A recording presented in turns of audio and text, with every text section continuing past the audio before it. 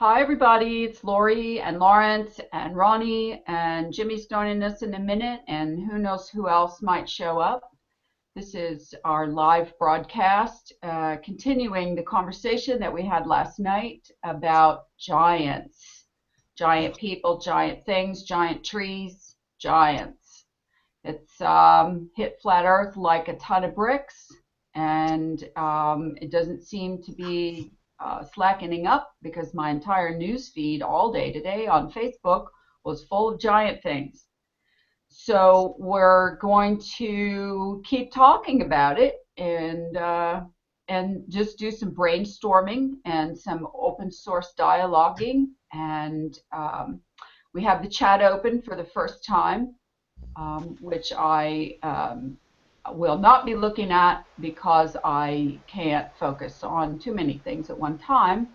We have some moderators that are going to get rid of trolls and anybody else who wants to talk smack about anything. And other than that, feel free to talk amongst yourselves. And if you have questions or input, please add it to the chat and we'll talk about it if we can. I have no idea how long we're going to be talking, a few hours probably, and we're just going to get going. So, hi Jimmy. Jimmy's joined the conversation. I don't see the chat anywhere. Am I supposed to see it too?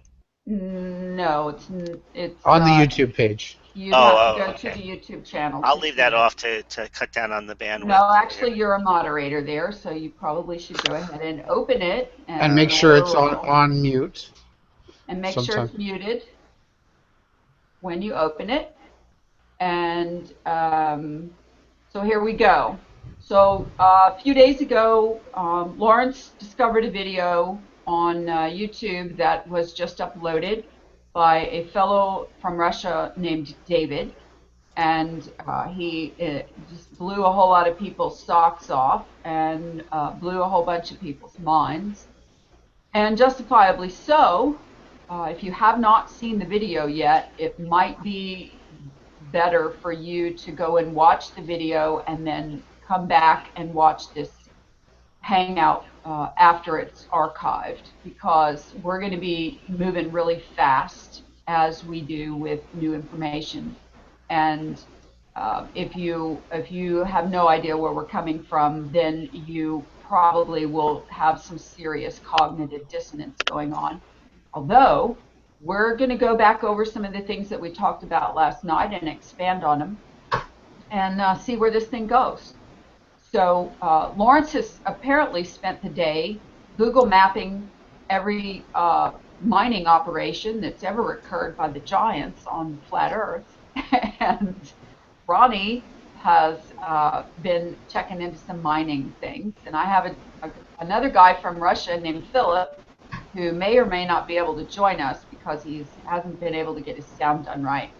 So for now, let's just rock and roll this thing and keep talking about it and see where it goes. So welcome everyone, and I'm going to shut up. Whoever wants to go first, go. Go on, Ronnie, you kick it off, mate. Oh, you can do it, Jim. All right, well, where do you want to start? Talk about timelines, Jim, because that's what I want to get in my mind, the timelines of all this and what's happened. No. It sounds to me like the the land of giants was pre-biblical, and then just scaled down throughout the Bible till we got down to the size we are today. That's possible. The other possibility is regular-sized, what we consider regular-sized people using humongous machines. I know if you compare the size of some of the machines that we're using right now to do mining with the size of the machines that would have had to been used to mines, with some of those images that you showed yesterday, Grand Canyon and Antarctica. I mean, the size of that machine would be 10 times the size of one of our largest machines, just a rough estimate. But the timelines we were using the Can Bible. I interrupt 1 second, Jim? Would you go Yeah. ahead and turn your camera off because you're freezing up anyway, and it's kind of distracting. So we'd rather just hear your voice. Okay, hold on. And I'll put some images up, Lori, while he Okay. Go chats ahead. away. Okay, Okay. Jim, go ahead and talk, and I'll present Ronnie's screen, and just ignore that. Just talk about whatever you want to talk about. Okay. Well, if you use the timeline that we were using yesterday, where it says, "In the beginning, God created the heavens and the earth," in Genesis 1:1, then it says, "And the earth was without form and void, and darkness or chaos was on the face of the deep." Some people interpret that to mean that there was a time between Genesis 1:1 and Genesis 1:2. And the reasoning behind it is that whatever God doesn't create isn't void, doesn't have chaos upon the deep, and so on and so forth. So they're looking at it as the original earth was created, and then it was destroyed, and then God planted a garden in Eden. And that begins the story of man. So the Bible is just the story of God's dealings with man, and not going into great details on angels or Lucifer's position before he fell, giants. It only gives us little hints of how they played into God's dealings with man. So everything you were saying about the giants could have existed between Genesis 1:1 and Genesis 1:2. Yep. Yeah. Okay, so Ronnie is showing some mining images. Jim, you might want one of you guys needs to mute. Everybody needs to mute when they aren't speaking, please, so that we don't have background noise. Thank you. Ronnie is, showing all these mining images and mining equipment. And Lawrence is going to follow up with that in a little while with some Google images of, places around the United States. And if you go on Google Earth, you can pretty much zoom in and on about anywhere. And you can also back off and see large-scale images of things that you probably wouldn't have recognized if you were too close. So. Yeah, Lori. I could quickly interject. Sure. What dawned on me when I had an epiphany, or whatever you'd like to call it, was the ancient stone builders that we had perceived to be so amazing and technical and advanced might just simply be that they've taken the rock that was a tree, and they've actually just put the hexagonal shapes together in a wall formation because three sides match. And I don't think they were that skilled or that advanced. I just think that they used the parts of the trees that were already actually, snugly fitting together. They just transported it from the ground to a wall. And let's maybe even extrapolate on that a little bit. Maybe some of these things that we think are walls are actually just exposed plants, and maybe they weren't transported anywhere at all. Maybe this is the way they grew. Yeah, because you got the epidermis, all these big words, the xylem, and they're different shapes that all fit corresponding to each other. So if Right. they simply cut the tree down or harvested these rocks, they just simply put them back together vertically instead of Right. in a circle pattern. It blew me away. So what they've been saying about all these ancient aliens coming in and mining and cutting, with such perfection that it's, amazing. We have no technology for this even yet today. And yet, I mean, there is another explanation for it, and this is one of them, Yeah. possibly. And, of course, I'm going to add all the way through the show that, or the hangout, that everything we're talking about right now can be explained in no other way but speculation. So for anybody who says, "Oh, I thought you guys don't speculate," well, now we are, because Well, this is definitely in the speculative realm. But we actually are but we are doing research, just like a whole lot of people are right now, and it's all going to come together just like Flat Earth did, but and I've sorry. no doubt about that. Go ahead. Well, you can see my screen, right? Everybody in the Yeah, Hangout and the yeah, live you're viewers. you're you're full screen presenting. Okay, you see where my pointer's pointing on this section of the tree here? Hmm. Now, as soon as I go over to here, I can show you a comparable shape um, that takes away all the guesswork. They just simply took this section of a tree that had been either hardened or whatever it is that they did, and they just simply put it here. As you can see, they match up almost like. What do you think, Lawrence or Jimmy? It's interesting take. It's kind of like what a squirrel would do, or some other types of animals. They just take what's already there, and then they hollow it out, and they build a home within an existing structure. I guess it's possible. Oh. I don't know if I'd lean to probable yet, but I don't see why it wouldn't be possible.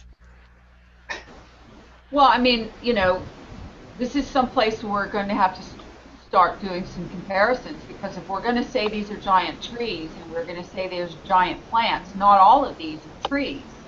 Some of them are going to be other forms of plant life, and it's pretty obvious that the Earth has tons of different flora right now, and so obviously there were a lot of types then too.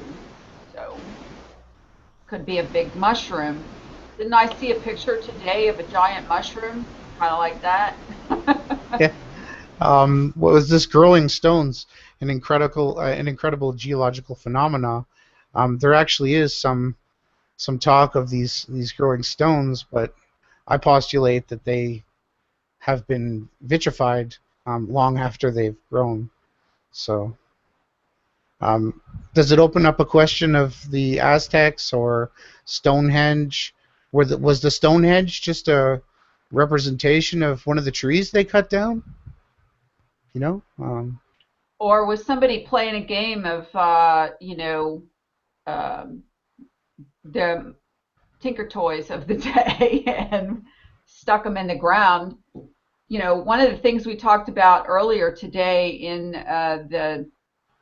the several threads that I was on, it was just hot all over my newsfeed, a bunch of different people talking about it. And, um, they were talking about ley lines, and we started talking about that a lot of these megalithic structures, especially some of what we call the giant tree stumps now, are located on what have been identified as ley lines, or electrical slash magnetic energy lines that crisscross the earth. And I speculated that, well, even though there's all of these trees have been cut down or gone, their root structures are most likely there. And we do know that most of the root structures of plants have now been known to communicate with electrical impulses. And silicon is the number one conductor of electricity that we know of, and it's in everything we use that has electricity. So why wouldn't it be that these root structures are connected underground? If the trees were that big, you damn well know the root structures were huge. So that could be actually what's causing these ley lines, because what's interesting is um, the history that we've been told of how these big megalithic structures got there was that they were a result of volcanic eruptions, or volcanic blowholes. Well, now we speculate there were no such things as volcanoes with magma coming up out of the molten core of the earth. So why wouldn't it be that these, uh, why wouldn't it be that they've come up with these ad hoc reverse engineered theories as to what caused these things and where they, that they came from this magma BS. So, um, what what do you guys think about the fact that, we were actually even laughing in one thread. Somebody said something about, well, wonder if any of these plants were fruit producing, and we were, kidding about, you could hear the bomb sound coming in of a giant 2-ton avocado falling to the ground. And then somebody said, oh, wow, that makes me think about craters. And we were told that these, craters all over the place were made from meteors. Maybe they were made from fallen fruit. And branches. Yeah, and then somebody else said, it's been like that all day long for me. I had to work in between some of this, but I was like dying to get back into some of these threads because they were just gargantuan, and we haven't had threads like this since early Flat Earth. So it's awesome that everybody's so excited.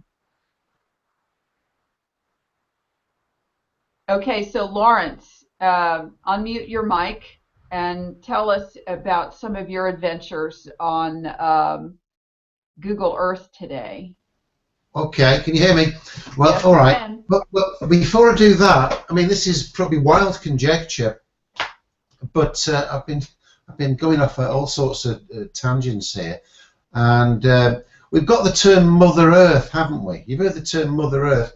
These trees were so big that I would imagine that all the roots of all the trees would actually connect for the entire Earth. They would all be joined up together, and they're probably still there now. So that when we say Mother Earth, it's the whole thing is a living, breathing organism. And if you look, I actually looked up on, did a search on, did God have a wife? And apparently he did, and her name was Asherah.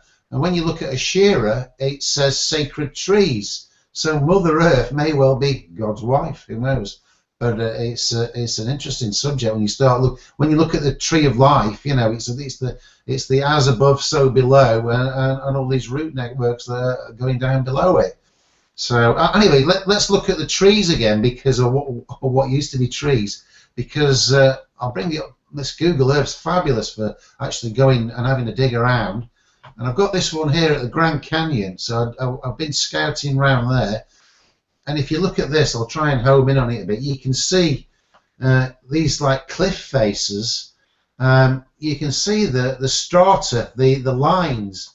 These are the fibers of the trees going down. And you get this is coming up everywhere over the Earth. This type of structure. And obviously this goes down deep into the ground, so as they're going down, they're perfectly straight, and then they bend like roots when they go beneath the Earth. So that's Grand Canyon. Let's just come out of that there now, and have a scout around and have a look at the scale of how this stuff has been excavated, because it's pretty extensive. Who needs to go for a helicopter ride? You can look on Google Earth. And take a look around the Grand Canyon. Everything, you can see all the excavation marks. We'll get a bit further out here so you can get probably a bird's eye view of the whole area of what they were doing.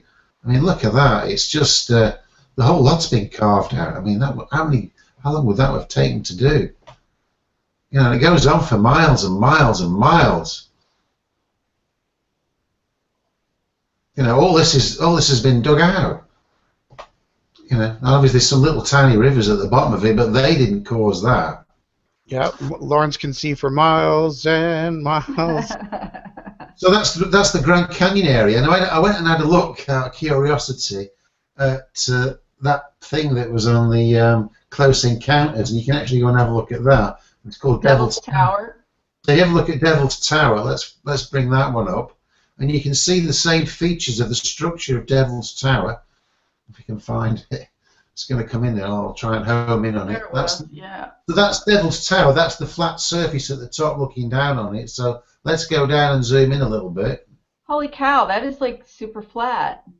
Hang on, down the other way, yeah. You can actually go down onto the top of it. There we go. So there's Devil's Tower. Let's just go back a bit. And you can see that, you can see the lines going down the same structure.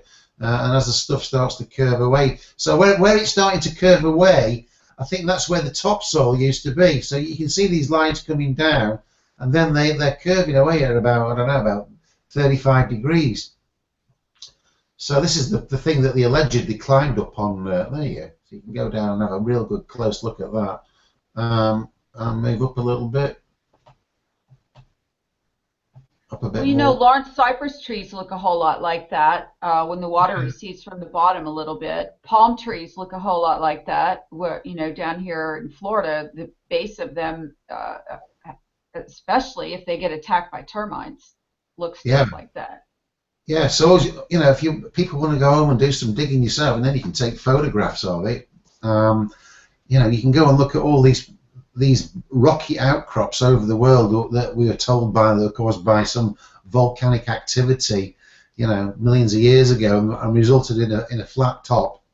You can go and have a look, and then you can see the consistency of these what we call rock formations now, which are actually how the trees were left. Obviously, and some of them come out slightly different. So the one at Giant's Causeway, I'll try and find that for later. I'll come out now and try and find that, because that's the one with these perfectly hexagonal shapes. So if you want to take that one from me now, I'll go and do some digging for that. I've come out of that now. Well, the other thing that we can all notice is that the Devil's Tower strikingly resembles these veins we see in the trees. It's almost impossible to deny that fact again. Just wanted to throw that in. Yeah. Okay, so Lawrence, in your journeys around looking at the surface, did you go to where we automatically know that there's been mining done? Oh, I haven't done that many. Modern day mining versus giants. Oh yeah, well, yeah, I know, but we know that the Grand Canyon isn't a quarry at the moment, but there are most of the quarries these they tend to be quite small scale. So here's a picture of a modern day mine, which also bears shocking resemblance to Machu Picchu for the viewers at home. Be prepared to be mind blown, because this topic is just going to continue to grow. And we can see evidence of these mines, these massive. If you know the size of this dozer or this bucket here, you can tell that these cliffs are like Mount Vesuvius, like almost as high as volcanoes. Yeah. These pits are they're not hard to find. That's interesting, Ronnie, because when I was talking earlier about all these places that are on these ley lines, Mount Everest is on one of these ley lines. Quite a few, not just these tree stump looking places, but another one is those red structures that look like tree stumps all over Sedona area in Arizona. So I think they're grouped. So this incredible Tang dining. What's a wood carving? It's a wood carving. Or what about the one in? Isn't there one in Israel that it's like supposed to be astronomically aligned? Well, they're all over the place, and they were destroying them in Iraq and Afghanistan and all of that when the wars were raging over there. So, what is that thing? That would be a digger. Doesn't it look like a root grinder? Okay, you know what? Let's talk for a minute about those roots growing through the cracks. Those are so cool. I always love watching those on sidewalks. Let's go to the question that we had earlier today, where someone said, what the hell did they use to cut these trees? Okay, so let's speculate on what kind of equipment. Obviously, it wasn't giant axes, because the tops of these flat stumps would have hack marks in them. but they're perfectly smooth. And let's compare that to the sequoias of the pictures that we saw in David's original video, and how straight those cuts are. And they, used big giant back and forth pulling handsaw things. Okay, so what equivalent do you think they would have had machinery wise to cut off those big stumps? Does someone else want to jump in, or I can answer? No, you Yeah, answer, you go ahead, Rob. because you You're were in. talking about it earlier. Oh, okay, yeah. Well, in my opinion, the most basic way would be with a group of men or horses, or let's say if you had some giants caged up, all you would really need is a long uh, chain-like object where you attach it at two ends and you just pivot, and there would be no need for any machinery, and you'd be able to have a 10-mile chain. You'd be able to cut an immense tree down simply by just sawing back and forth with a sharp object, right? I don't think it's too far of a stretch to think that they've come up with this long before they had machinery. What say you? Well, I mean, you had mentioned about diamond saw blades and all that. That was another big thing. That was a huge mining, uh, you know, um thing they wanted to mine or have been mining forever: gold, diamonds, um, and so why wouldn't they have had giant diamond tip saws then? I mean, Yeah. what was the one that I saw? Okay, the ocean floor.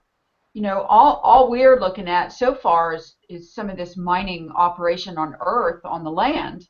What about the fact that, people say, well, where did all the dirt go that they were mining? Well, they moved it around. I mean, there are so many different levels of elevation on Earth, and so why, look at the Marianas Trench.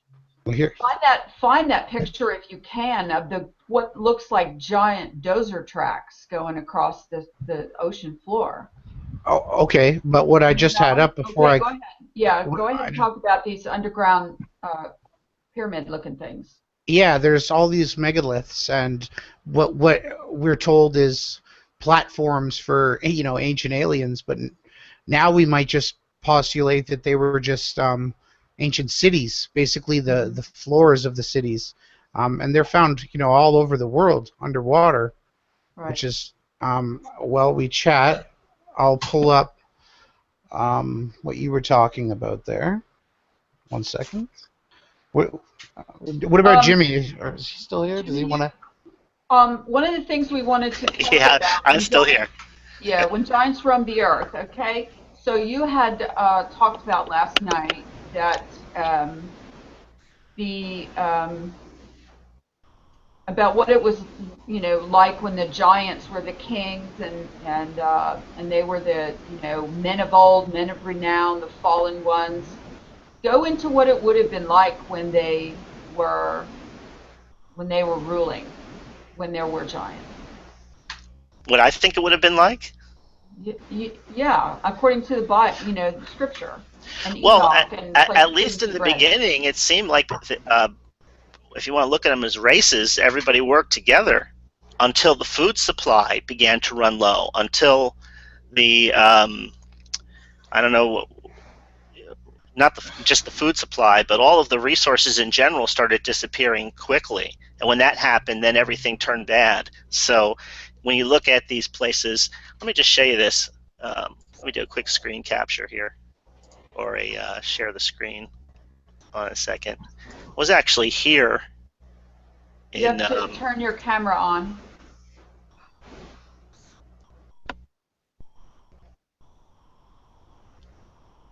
okay, never mind. Anyway, Yeah, no, I it's don't. fine. Just do a screen capture. I've turned your camera on. Do a screen share of what it was you have open, All right. and people can uh, go along with that. All right. So can you see this, Bisbee? Okay. Okay. I was actually here. This was actually uh, the view that I got almost literally back in the early '90s. I spent some time in Bisbee, And if you look at this and you look at the way that this is a mine, if you look at the way the mining is done and just the way the walls look, I mean, it looks just like the Grand Canyon if you compare it to Grand Canyon pictures like this. Grand Canyon, just a bigger version. Right. But if you consider the fact that the resources of the world at the time, or the land, were eaten up so quickly, then the concept of having to mine for more resources and clear out land to grow more agriculture. I mean, all of these things, these are things that people are talking about today, that we're going to run out of resources. We're not going to have enough to feed everyone. This actually happened already back in ancient history, except the only difference was there were giants that were consuming this, and not just regular people, and it resulted in a war in which eventually the giants turned against each other and against man. And everybody knows, who's familiar with the story, how it ends. It ends with a flood wiping everything out, and then Noah and his family basically reseeding the earth, starting over again. So the Oh, story... and David. Don't forget about David. David. King David? And Goliath with the stone, you know. Oh yeah, I'm still back in the early time, right after the flood, not before there were kings in Israel.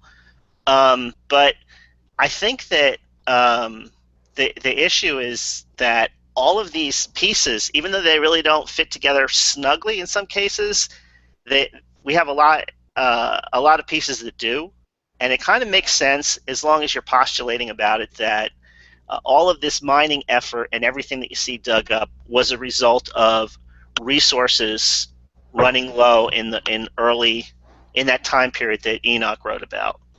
Let me ask you a question on that then, Jim, because, you know, if it was, what's his name? Who's the comedian guy? The sarcastic comedian guy. What's his name? Harlan? Yeah, George Carlin. Yeah, George Carlin. George Carlin would have said, well, you know, God fucked up big time there, didn't he? He created the earth, and he made these guys so big that there wasn't enough food to go around. No, it was the fallen who chose to leave their estate and mate with the women, which created the giants, not God, right? Who created the giants then? Originally, there were approximately 200,000 angels, which it says were called the Watchers. They left their first estate. They came down on Mount Moriah, and they chose wives among themselves. And these were the original beings that taught man how astrology, how to make weapons of war. They created all of the things that we see and all of the knowledge that we have in mankind. So they made it with women, so that was their choice to do. That was their free will. They were judged for it. It says they were put under chains and reserved until the day of judgment. So the Watchers were giants then, were they, Jim? No. So. You know, the Watchers were fallen angels, but from everything that I've read, they had the ability to shapeshift. So size and appearance and things of that were probably not, they weren't limited to one particular form. Okay, so let's think about this then. All right, so the realm that we call Earth, that we live here now, has existed before mankind, humans, were put here.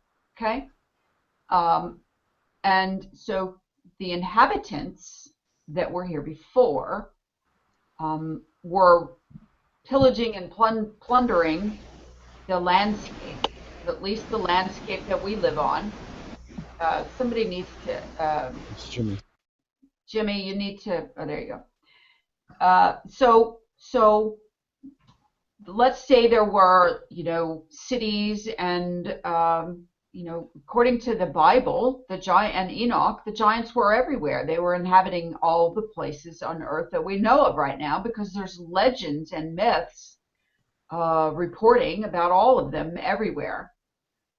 So if you think about that, they had commerce and business and trading, and they had kings and kingdoms. Each of these fallen ones probably had, a leader of this group, fallen group, and that fallen group, and then they probably had minions beneath each of them. So why would you suspect that they started doing all this digging and mining and cutting trees down and trying to destroy the land? One of the things that you have to try to understand with regards to the timeline was, uh, people say, well, they hated humans and they wanted to destroy everything and destroy the humans and so on. It's not originally. The humans weren't here yet. So we've seen this mining going on in Antarctica, and the NASA and NOAA and all those guys from the Antarctica bunch have been throwing down over the last several years all these stories about there used to be forests in Antarctica, and we're finding petrified wood, and we're finding the leaves and moss, whatever, of ancient Antarctica, and that couldn't have been that way if it were frozen at the time. That's obvious. If it was any kind of plant life like we have now, I mean, there are plants that grow in the frozen tundra of the Arctic and part of Antarctica, but they're not giant trees for sure. So now we're at a place where was all of the land covered with flora and fauna and trees and all that stuff before we got here? I mean, there was an Eden before there was an Adam and Eve, according to the biblical timeline. And so,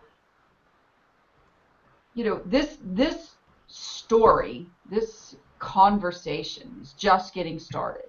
And people are speculating all kinds of things, and that's great, and that's fine. It's a new excitement.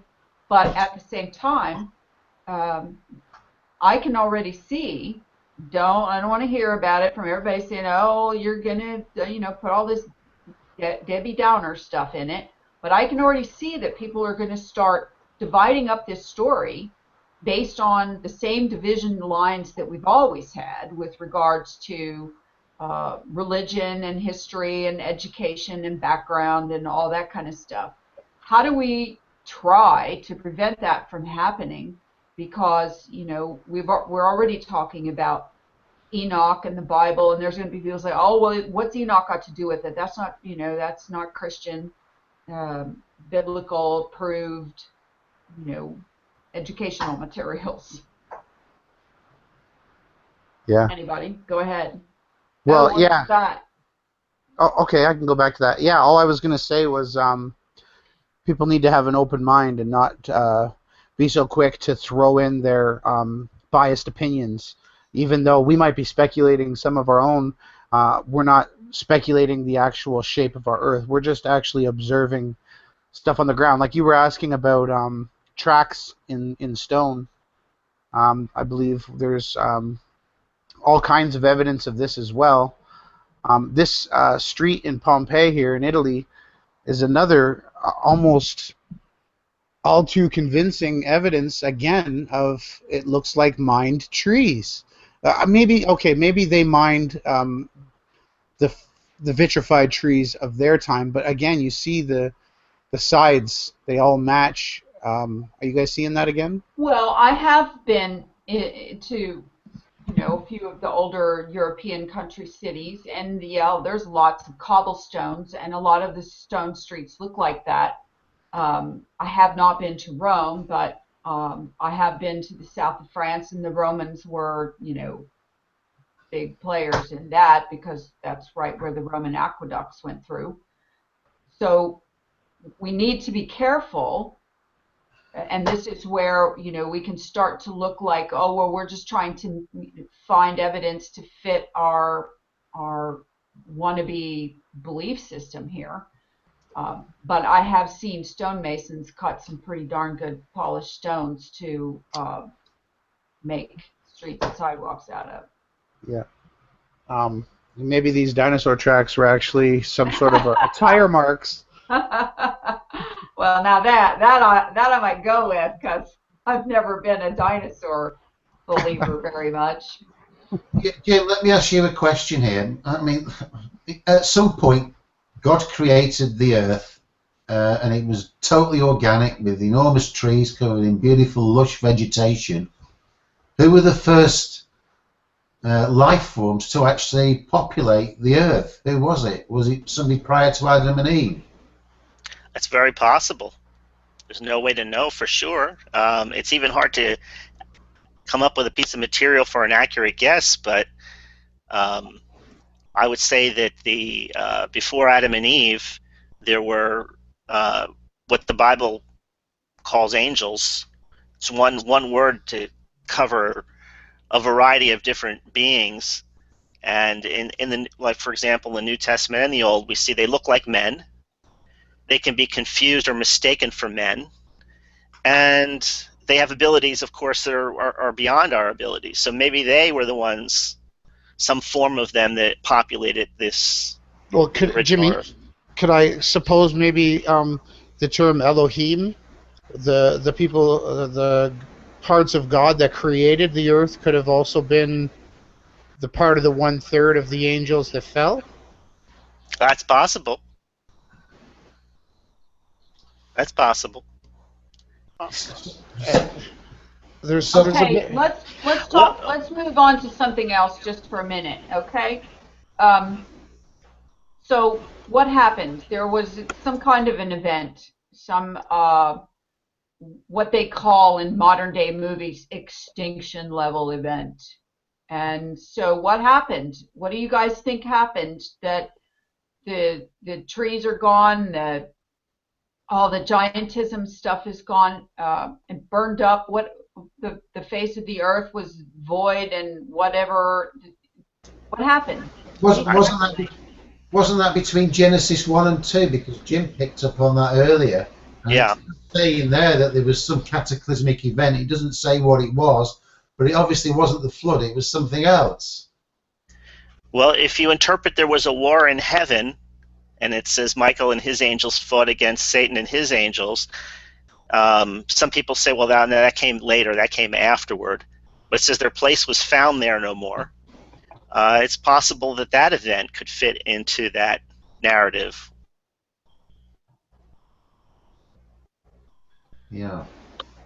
Yeah, because they were cast down to the earth, right? And some of them were chained in Sheol, which would be the inner earth or below. Yes.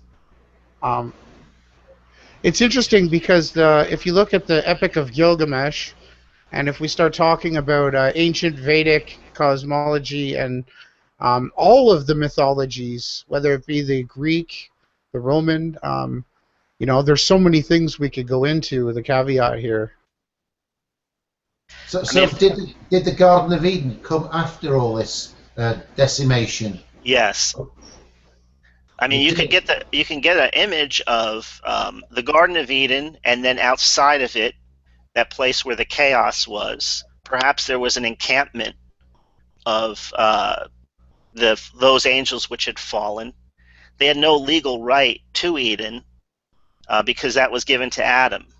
That's right. Adam was naming the animals, and then Eve was brought forth to companionship, and then it was the Nakash that fooled them, and then their fall. So Eden was completely separate, right? Except I Right. believe the earth is watered, and the winds blow through the trees in the garden, and they sweep across the face of the earth.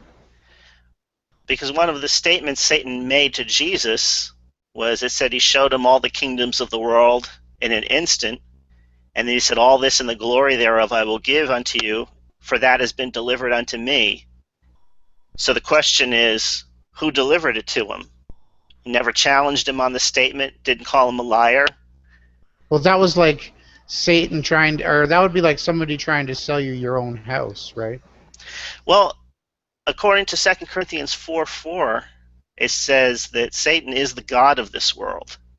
So how did he gain that position? I think it was through Adam.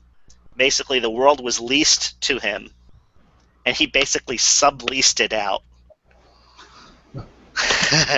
And that's why the Bible talks about that day of judgment. Always refers to a specific time. I believe this is personally how I see it. Adam's lease is running out. And when that lease runs out, the owner of the property returns to settle accounts. That would The go accuser. along. Yeah, that would go along with the story of the man who planted a vineyard and then went away into a far country, and then other people took over the vineyard, and they were cruel and they did unrighteous things. I mean, all of these stories can fit into that, the original fall, and how Satan, what is he doing here? People say, well, if God is good, how come Satan is here in the world? How come there's so much evil and destruction? Is because he has a legal foothold here. Legally, he's allowed to be here. Wow, that's a whole new perspective, Jim. This place called the Garden of Eden, then, is it possible that the Garden of Eden is actually Atlantis? I don't know. It says that two angels with flaming swords guard the entrance to it, because inside is the tree of life, guarding the tree of life. So, being that salvation is free and forgiveness is free in the New Testament, I guess I always thought if a person ever snuck in and ate of that fruit, they would be frozen in that. Like we have the movies with the vampires, you would be frozen in this state, separated from God forever. So that's why the system is set up with kind of like, it's appointed unto man once to die, and then the judgment. But the interesting thing is this afternoon, just this one thing, and then I'll. Wow, look at those steps. It says in Romans 8:20 that the whole creation was subject to futility. So if the whole creation was under Adam and Adam fell, the word futility there is another word for like decay or breaking down or temporary. It can mean all of those things. So everything that we see is in a state of breaking down, including us. Entropy. Look at those steps that Ronnie's just put down there. You've got fully grown people on those steps. And that, if you look at a step in your own house, it's about the width of your footprint, isn't it? So the giant's footprint would probably be the width of one of those steps. So that would give you an indication. That'd be a comparable. That's me sharing, Lawrence. And I saw this today in one of the threads on Facebook where people were talking about the giant stuff, and I had to take a download of that, because I mean, what other reason would these type perfect steps have been built if a human can't look at the little people steps on the side of it, okay, to the left? I mean, why would you build something like that if you can't even scale it? If you can't, you'd have to have a 10-foot ladder to go from one step to the next. 20 foot, yeah. It makes you wonder what the house would have looked like that the steps led to. Yeah. Think about that. It might be a representation of a throne, or even the ladder to heaven, as has been said in many different mythologies. But the interesting thing, the rise and the tread would be comparable. So you could take a human's 11-inch, 12-inch foot and understand how the stairs are designed. So if these were actually stairs for the giants, they must have been, skyscrapers, right? Yeah. Did you see the one that I was sharing a second ago about let's see if I can find it again. I'll get rid of that one. This one. Yeah, that's the tree they cut out like a pyramid almost. No, not this one. Let's see. I had one that what the heck happened to that? Oh, here it is. Okay, let me share again. This one I find fascinating. That is,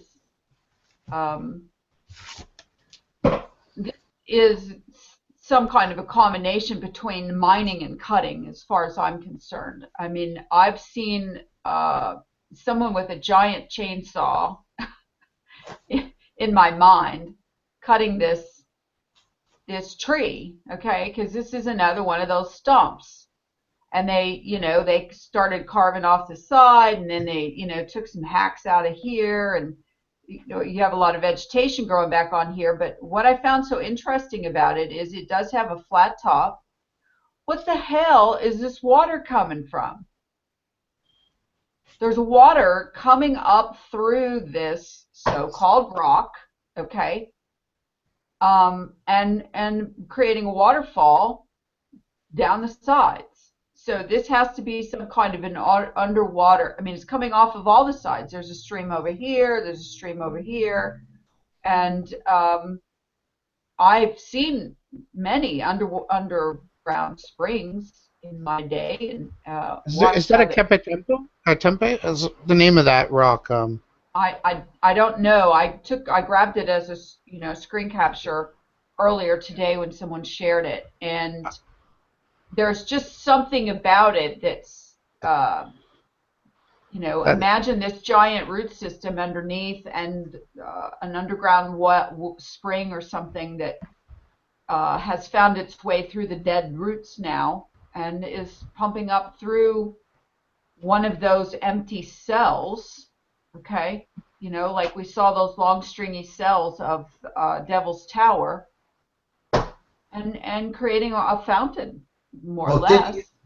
Didn't you say yesterday that in biblical times prior to the Great Flood, that there was no rainfall and all the water came from underground springs? Yes. That would appear to be, proven from the Coal Deep thing when they were digging down. It just didn't matter how far down they got, they were always finding water, although the temperature did get hotter. Yep.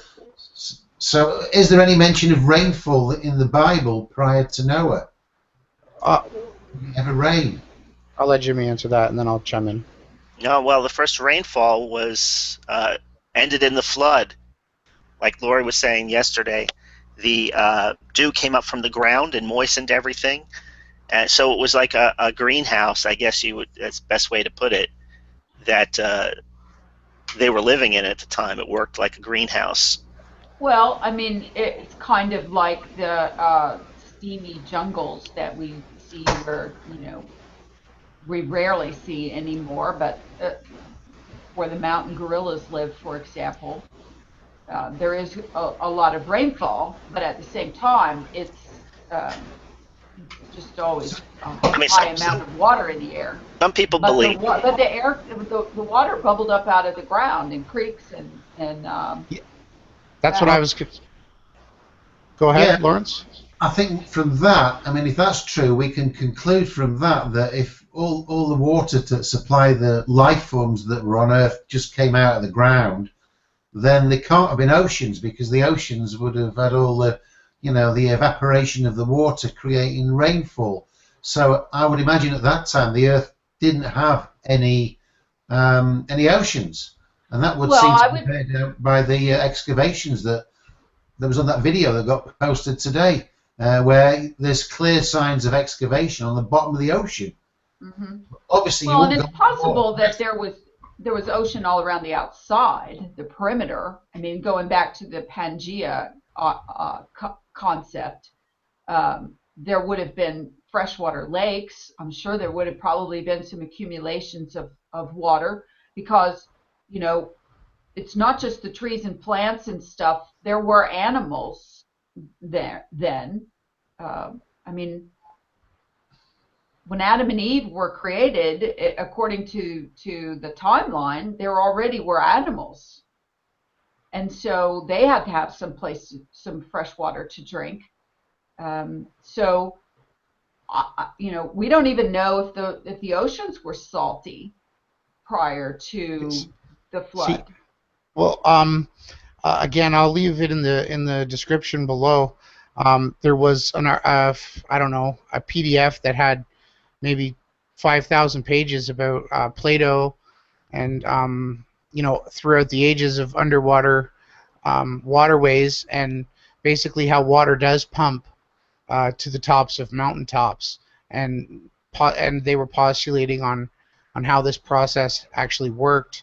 And it's really interesting that it's falling right in line with this topic, and we just need some more people open source with this concept. But in my opinion, the motions of the heavenly bodies across the earth from east to west could cause this type of pumping, almost like a heartbeat, And I think the drawing force is what pulls trees upwards and water as well.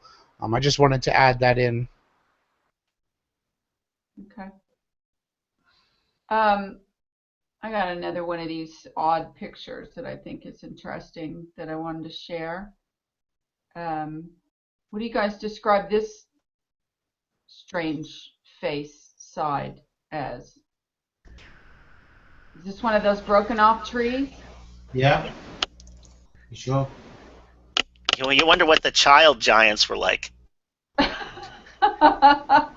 That's one. funny. I didn't Maybe, even think about children giants. yeah. Well, yeah, they were born, so maybe one of them was playing with a tool or something, etching. I don't know. But yeah, I mean, you would have to imagine they were male, female, young, old. Well, I mean, maybe we don't. Not necessarily. I mean, if these were created as immortal beings, Well, then they were part of from heaven, part from earth, and that's why um, many people believe that when they died, their spirits were bound to this earth. They became what we call demons, know as evil spirits today. They were the original uh, giants. That's what became of them. If you believe that, if that's how you see it. Some people think they're just fallen angels, but other people think it's the souls of the giants that Yeah, wander the earth. the spirits of the children Spirits. of Yeah. the Holy Watcher. here's another one that I grabbed today. This is Edinburgh Castle, and it looks like it's built on the top of a tree stump. And I've noticed these all over the place, over time. When I was in the south of France, every little village was built on some little hump somewhere. I mean, they never seemed to build the villages, any built village, and they were all built out of rocks that they, picked up, gathered, whatever, because outside of every little village is either sunflowers growing or vegetables or lavender or something. And I just find it interesting that so many of these old castles were built on the tops of these rock outcroppings. And this happens to also be, guess what, a ley line.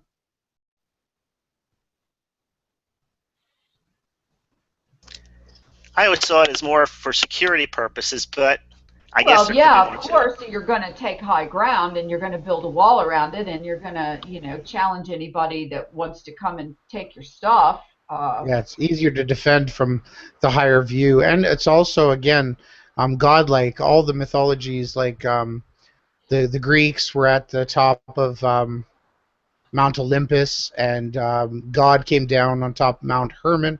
Correct? I might have that. No, that's right. Mount Moriah, you mean? Or Mount Hermon? I don't know. So, Okay, so let's um let's sort of start in my mind to go back over the video that David made and um, think about some of the speculations that he said. Okay, so he specifically went into this business about the amount of CO2 captured in the ice in Antarctica. Okay. And I did go back and revisit that about the loaf of bread on the side of the truck.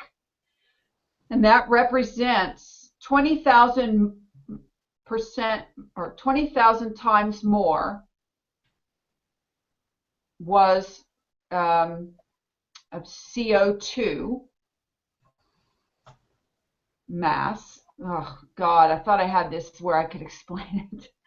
Definitely going to have to get him to come in here and explain this. Anyway, there's 20,000% less on Earth now than there was before. And that he's saying that all of this was blasted away by some kind of a a nuclear event or a holocaustic event, apocalyptic, whatever you want to call it. And did he talk about two separate events, or was he only well, talking there about? was one that he talked about in 1816. Wasn't that right, Ronnie? Uh, You talked yeah, you that talked about that a little bit. Okay, yeah, there's the bread. yeah, he's got a couple of different ideas. But this was the topic that I was really fascinated by as well. Was he stating that the ice was created to contain the carbon? Well, I don't know. I think what he's saying is that this is plant life. This is the carbon remains of plant life. And I can't remember if he used the word CO2 or carbon, but I thought he said carbon. And that, um, so in other words, compared to what it was, it's a wasteland. 20,000% more was lost. It's not here anymore. And that's when he went into that explanation about you couldn't fit all of that on the surface of the land of Earth on all the continents, but unless you went up. And that's when he went into that about height versus width. Yeah. So that, you know, this is one of the things that let me, since you're sharing all these pictures, I'm going to give you the screen. Wake up and live. That's The great. interesting part of that is that, you know, he's assembled all of these ideas, and I find that fascinating that of all the different people that I've, you know, run into on flat Earth, very, very interesting, smart people. Some of these ideas of awakening, I guess you would call it, and noticing have cropped up in the last couple of years, and it's 90% of it is, I think, is because people have turned off the television and stopped being entertained and have started observing more again. So maybe that's what all this ice wall stuff is about. But the next thing I want to go into, at least briefly, is what the chances are that you guys think that this is, and this has been put out there already, oh, this is another psyop for the gullible flat earthers. And I've even heard some flat earthers say it, that, you know, I don't even know if it's because it's been introduced by a Russian and Americans are like still stuck in a Cold War mentality. But if you would one by one think, you know, hit me with what you think, whether you think this is in fact a psyop. Is it a psyop to do? Are we going to see controlled opposition people popping up with Mark, regards to this as well? Not many. No, I mean I've been posting on lots of other sites. You know, not conspiracy sites. Like I've been on Facebook pages for like the ancient forests of Britain and posting stuff about it, and it's been very well received. I've only had one person calling me a retard, and that was on one of the conspiracy sites. You know, who wasn't buying into the tree stumps. So this could, if this gets amongst the general population, and I think it will, then it's going to be so much bigger than flat Earth, because, you know, at the moment flat Earth is big within the alternative community, but it's not in mainstream. This stuff, if it gets into mainstream, it's going to destroy everything connected with geology. It's just going to make a complete nonsense of it, isn't it? And it, you know, and I'm getting people, you know, my message boards coming up from people saying, oh, that's interesting, you know, from regular people who aren't even flat earthers. Right. I'm finding that too. I just wanted to add in that the video maker, David, was postulating that the unnaturally amount of carbon that was contained in the poles, or I guess the north and south of the Earth, was created and collected due to fire. So he's saying that Right. the life forms were burnt, and somehow they managed to coalesce into the ice. I just wanted to throw that in there just in case. Well, do you remember Admiral Byrd saying that the Antarctic was once tropical? Well, if there were trees there, then the climate would have had to have been different. So the sun, as we have it now, doesn't allow for anything to grow in Antarctic. So is it possible that the path of the sun has been changed to take account of the new structure of Earth, or was there no sun at that time and the light came from somewhere else? Well, see, Scripture will say no, that the sun has never broken its commandment and its path, but the moon shall supposedly in Revelations not show her light and alter her course. But what I'm suggesting is that the volcanoes were like a man-made way to freeze the outer regions. That's my. I want to get your guys' opinion. Okay. I Yeah. just happened to pop over and look at the chat for a second. I swore I wasn't going to do it, so I didn't get distracted. I was just going to let the people who like to chat. It's the first time we've done this, and but somebody said, talk about the the war of Gog and Magog, and okay. Just for a brief moment, or at least a little bit, let's talk about that. Is there any chance, according to you guys that are much more biblically scholarly than I am, is it possible that the war of Gog and Magog has already happened and this is the aftermath of it?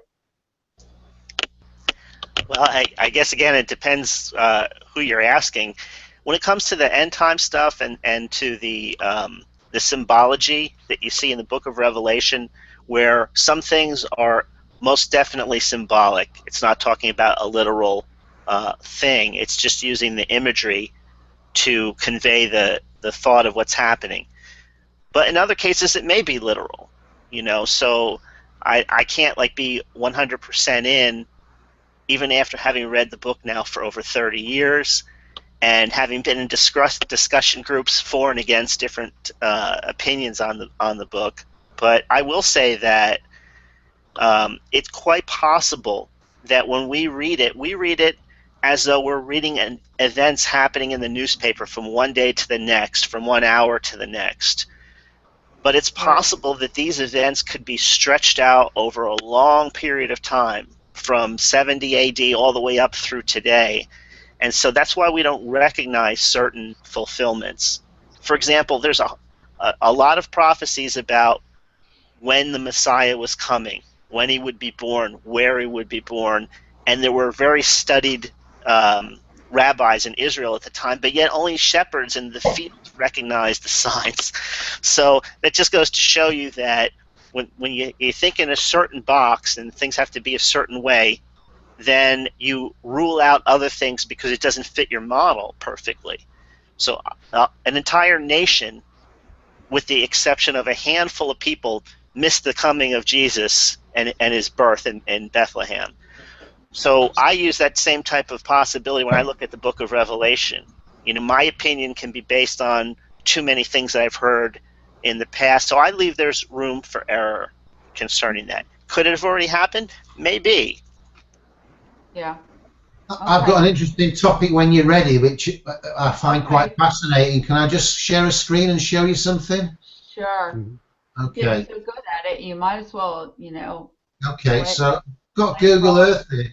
Now, when we were listening to David doing the original "There Are No Forests on Flat Earth," he was saying that on the Google, the yellowish areas are the areas that have been heavily mined. So if you look at Google Earth here, you've got all of the Middle East totally decimated, most of the top half of Africa, and what I find interesting is that you've got these little islands off the coast of Africa here, which are the Canary Islands. Let me just bring those up.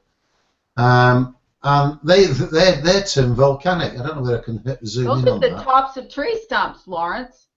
Well, no, I've got a different theory on that. Let me just find Lanzarote, which is like a total volcanic island, which I think means that it's just the whole island is a waste dump. So if you look at Lanzarote, I mean, when you fly over, have you ever been to Lanzarote? When you fly over it, it's black. It's like flying over a big tip. When you go up to it, let's see if we can find Lanzarote. Here we go. So we're zooming into the Canary Islands. And when you zoom in on that, well, when you fly over it, it's black. And you look at the landscape, the whole thing is just totally barren. It doesn't support any life of its own. All these Canary Islands, they're totally dependent on desalination plants to keep the places sustain life. When there's no surface water at all. Nothing. It rains once a year if you're lucky. So it looks a bit green from there, but it's like if you go to stop in a hotel there, you can see all these pipes going up and down the street to water the palm trees and everything else, because otherwise they just die. And that, what I think Lawrence, what are those pockmark-looking things? Those are the piles of dirt. I mean, if you want to look at that one there, that's tailings. So are you saying this is one of those nuclear waste dump things? Yeah, I mean, if you go to Lanzarote and you go on a tour guide, they'll go to these volcanic areas and they'll throw some water down a hole, and 20 seconds later you get this huge gushing steam flying out. So I think a lot of these are probably piled up pieces of dirt, from the mining operations. I mean, you look at Africa. Let's just go out to a global view again. You mean worldwide, but yeah, worldwide. Just kidding. Just globe. Right. We should have a square box, shouldn't we? You say globe, you've got to pay $10. So if you look at Africa, Africa's pretty decimated across the top. The Middle East is, parts of the States. Take a look at Australia. I mean, Australia is just, I think that's Australia there, isn't it? Look at Australia. They took the crap out of that place. Yeah, which makes absolutely no sense on a sphere. Just, Australia is just desert. The Great Sandy Desert, the Tanumi Desert, the Simpson Desert, the Strzelecki Desert. There's deserts everywhere. So looks like Australia's been well stripped down to the bone. Yeah. So volcanoes are used to explain all of these different land formations the way gravity is used to explain the round Earth. Right, and holding everything to it. They're two catch-alls. Between gravity and volcanoes, you have the entire... Well, and you've got the molten core thing that goes with the volcanoes, so, they all go... They all link off of one another, and so, it doesn't... You have to go through... I mean, the whole story... Ronnie, look up petrified stone, petrified whatever. Look that up and put that up on a screen share, and let's rip that apart, because the whole concept of petrified stone is pretty weird and bogus. But did you find anything? Yeah, oh yeah. So the wiki is petrified wood from the Greek word petro. Read what it says. Petro meaning rock or stone, literally wood turned into stone. Okay. It is the name given to special type of fossilized remains of terrestrial vegetation. It is a result of a tree or tree-like plants having completely transitioned to stone by the process of permeabilization. But I don't... This is the catchword here. If you guys want to jump in, the process of permeabilization. What I'd like to know about that, Ronnie, is I don't know whether you found this out. You probably haven't, but it's something that it would be worth looking at. All these petrified forests or trees. What type of trees are they? Are those trees still around today? Could you narrow that question down a little bit for me? Yeah. What type of trees have been petrified? Do they identify the trees? Okay, well, fossilization, which is the petrification of living organisms, occurs when the pores of the plant materials, bones, and shells are impregnated by mineral matter from the ground, lakes, or ocean. In some cases, the wood fibers I'll have and a look cellulose for it. dissolve. See if I You can know, you're find it. getting this. This is about as explanatory as gravity, right? What I'm Yeah, well, finding here. that's my point. Okay, they've come up with these bullshit ad hoc theories as to how these things happened, just so that no matter what, you won't believe this other thing. Okay, and this other thing Infiltrates. is that um, the that there was an actual different era of the way the basis for what plants were made from, this whole silicon era. Um, I've had more arguments already with people that there's no such thing as a silicon era. Never happened. Um, there's no fossils that show us that, or they're, they go on with this just is impossible. And it's like, how can it be impossible when we're seeing these structures that look like plants that are now rocks? And how do you describe how a rock forms this way? Well, they're stating that silica entered into the cell voids, and therefore pushing out the oxygen and carbon was able to vitrify living organisms. That seems to be, but in my opinion, I think there has to be high levels of heat and pressure also applied in the known hypothesis. I don't know if you guys want to jump in there. All right, I have one. Give me a second. I'm looking this up. I've got a good page. I've got a good page on it, Laurie. It answers all the questions that you may have. Okay. Petrified trees. Let me get a screen share again. Because I was Yeah, we asked. love. This I is was. great, by the way. The open source, Lawrence. I just wanted to mention you. I You're was great at sharing information. I'm glad the viewers are taking part. Here we go. So what we've got here is frequently asked questions about petrified trees. That's asking whether. So here's the commonly asked questions about petrified wood. It says, why do the petrified logs look like someone cut them with a saw? And it says petrified wood is mostly silica. Well, what a coincidence that is. The logs are very hard, but brittle after petrification. But while the logs were still encased in matrix rocks, the logs cracked under stress. So they're not saying that they were cut by saws. And then they're talking about the stuff sold in shops. Why are they all lying down?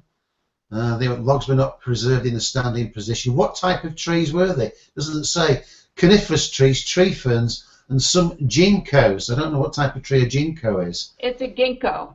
Yeah, I've heard It of has ginkgo. it's got a really interesting leaf. People use them all the time they like cover them with gold, and they're very decorative. And it says how many different types of trees are found petrified in the park. It says nearly a dozen types have been formally described, but it doesn't say what they are. So maybe these are trees that no longer exist. Okay, I got a new one. We talked about that. Okay, these are salt domes. You guys heard about salt domes before? No. Salt No, flats. no salt. Yeah, Maybe that. No, and no. These are okay. this. Hold on. Let me just give you this one here, Laurie, because this is quite Okay, interesting. go It's the, ahead. do the rings we see in some of the petrified wood represent annual growth rings? And it says no. As subtropical to tropical trees, they probably grew year round. They would need to be a growing season versus a non-growing season to create annual growth rings. So it looks like these trees didn't have the growth rings of the trees that we have today. Okay. So that's more evidence that this is a whole different species of trees that are showing up in these, petrified parks. And All right. petrified wood, it wouldn't float, because it says how heavy is petrified wood, and it says 160 to 200 pounds per cubic foot. I mean, that weighs almost as much as metal, doesn't it? Very heavy. How hard is petrified wood? Very hard. Petrified wood rates between 7 and 8 on Mohs hardness scale, with talc at 1 and diamonds at 10. So that's very hard indeed. So Okay. My these turn. Go on, I'll come out of that. Okay, so I want to talk about these because there's something about this that it goes with the some of these theories about what's going on underwater. Okay, so here's an example. This is the Damon Mound. It's a salt dome, and this is under Earth. Okay, you can see here that this whole big thing right here is salt. This is way down in Earth. This is the gas and oil level, and this is shale, and this is, okay? And they're formed, um, they say, from the oil pushing up, this salt from the layer below, and yada, yada. But if you don't know if you don't know about these, you wouldn't know about these at all. They actually empty these out of salt. It's where salt comes, a lot of salt is mined out of these salt domes. And then they fill them up with oil. Here's a mountain of salt that they've piled up. This is road salt.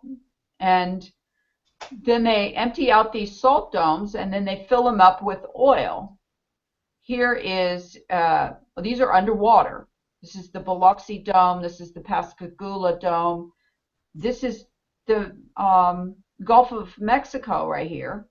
And all these giant salt domes are under the ground.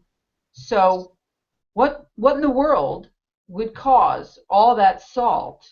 And I'm going with this giant thing because some of these are so giant that they've literally filled them up with oil.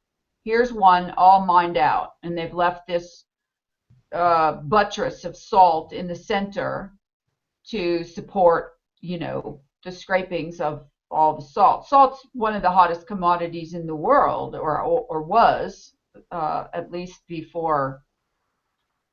So look at this, salt, crustal deformation. I find this fascinating. Here's Iran's salt domes near Persia. This is something that somebody should start doing some more research on, also to see how this fits into some of this mining stuff. Did they pack it away somewhere? Is that something they were trying to mine before? Well, that's a good question, Lori. I could quickly jump in. I know that in biblical terms, being of salt of the earth is quite a rare and beautiful thing, because salt is what gives flavor. It preserves. It's an antibody.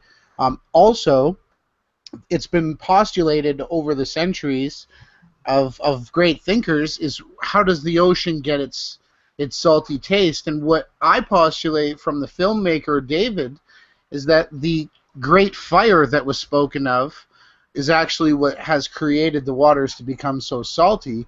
And just last point to make really quick on what Lawrence was saying, because of the electrical conductivity, the conductivity of silica, maybe Edward, the Coral Castle, and how he was able to levitate, not anti-gravity, but levitate, are how they moved these stones and these things around. They weren't floating, they were levitating. You know what? Pinterest could kiss my butt. I'm so sick of trying to, I find a picture I want to look at, and I haven't signed up for Pinterest or you can go in an through your account there. Facebook. Well, Just you know what? I'm tired of going in through my Facebook to stuff too. I mean, it's all just connecting everything more and more every day. I actually went to Coral Castle back about 15 years ago, and he had a door that had it was a swinging door, kind of like you would see at a bank, but made out of one huge piece of stone that was probably about 12 feet tall, weighed several tons, and he had a perfectly drilled hole from top right through the center to the bottom, so that he could insert a rod down the center of it and it would spin in either direction. And the tour guide said at the time that there were only 3 men alive in the world who were laser experts who could duplicate that. But that they would probably need 2 to 3 efforts to get it right. So it was more than just his ability to move heavy objects, but his ability to use some type of tool to create precision edges. So that's why I don't rule out that, okay, maybe some of these structures are hollowed out trees that they carved from, but they did have a method of moving objects that weighed tons over great distances. So we have that too. Yeah, salt. But can I just talk about salt very briefly? Because obviously, I mean, I buy the Himalayan pink salt. But what are the chances of one particular salt being exactly the same as the in the same ratio as healthy blood plasma? Because it says studies show that Himalayan crystal salt contains 84 minerals and trace elements in exactly the same ratio as healthy blood plasma. So the blood of a human is exactly the same as this Himalayan salt. Well, it's got to be more than a coincidence. Yeah, Lawrence, it's said that our hearts are actually just saltwater pumps. And again, if we were formed from the clay and the dirt of the ground, that's where you're finding these salts. It only makes perfect sense. Yeah. Amazing stuff, isn't it? You see this salt thing here I'm looking at? I mean, look at this salt. This is, am I screen sharing salt? Yeah. Josh, check salt dome. Okay. That's incredible. I mean, that's all salt. I mean, view image. I don't know if I'm going to be able to see it. Okay. Zoom. Zoom. Control. There you go. Yeah, I want to break some of that off. Ronnie, just so you know. Okay. That was excellent. You're doing great. I want to break some of that off and put it on my steak. Serious salt here. And it's sticking right. Look at the strata right here. I mean, that's pretty. There's another strata layer right here of maybe not salt. What sort of plant did that come from then? Maybe that was a giant mushroom or something. Yeah, I don't know, but there's something about this because there's so much salt everywhere. Well, the better question is, how did it form straight up in the air like that? For the science geeks out there. Well, it's just like, I remember my grandparents used to, when I went to their farm, they had a little area down in part of their fields where the deer were constantly coming. And I remember my grandfather, it was kind of mean because he was a deer hunter and there were a lot of them. So I guess the big thing was he had to thin them out every now and then. But he literally would put these salt licks down there for them to come, and they loved it. They would come and lick the salt because they need it. They love it, yeah. Yeah, and then of course he would shoot them. But he was very sportsmanlike. He would use a bow and arrow sometimes, and a gun. But anyway, yeah, that story. But the idea is, in my estimation, about doing research with this new idea of giant things. Okay, I've been a giant freak. I love giant stories, and I've followed giant story. You can ask Jimmy. I'm always asking him about giants in the Bible. Lawrence is feeding back. Yeah, just a bit of it. And so when you Lawrence is gone now, so I guess he dropped out. He'll be back. When you think about the stories of these gods or giants that lived in like the Inca Maya times, I think the Incas more than, and they had these big altars of stone that they sacrificed animals and people. I mean, they literally, the maiden, they would, pick some, it was like an honor to be sacrificed. And if you go and look at those carvings on a lot of those buildings, you will see these giants that are like eating people. and there's one of a big giant, and he's got a big lion under his arm. I think that one's in Egypt, but there are depictions all over the place of giants compared to humans, and they would be like, I don't know, looks to be maybe 30 feet tall. So, but these aren't the giants that we're talking about. We're talking about giants that are like, what? What did we come to kind of an agreement on that L thing? That Like L, what is that? 950 feet, 950 feet? the Yeah. biggest ones. I mean, that's giant. That And is. if the giants were 950 feet, and some of these trees, now maybe not all of these trees were that big. Lawrence, I need to mute Lawrence again. And If the giants that were in Canaan were a little bit different, and everything there was oversized. It talks about the grapes being humongous, and the plant life there. So Canaan would be the one post-flood area talked about in the Bible where not just the people are giant, but everything about that place is giant. So, you And know, do we know where Canaan might be with regards to the Earth space we know today? it's a good question. I'm sure we could just do a quick search on it and find I mean, out. because God commanded. Ronnie, you and I were talking about this Um, earlier about God yeah. commanding the Israelites to kill all the giants and go here and go there and kill them. And Yeah. And why don't you their guys animals talk and their about that? Talk about what the stories are that about wipe them all out, kill them all, because this is one of those things that you and I were talking about earlier. That often you hear people say, "Yeah, yeah, right, that God of the Bible that you all think is awesome, who wiped out, murderous. ordered people to murder all kinds of people and women, children, and blah blah." It was a combination of not just the Israel, but Lebanon, The Syria, and Gibeonites. Jordan. Yeah, the Amorites. There was basically, in my opinion, it was the line of the Nephilim, not the line of Cain, but the line of the Nephilim. So the giants that were created, I guess, were the ones that were ordered to be killed.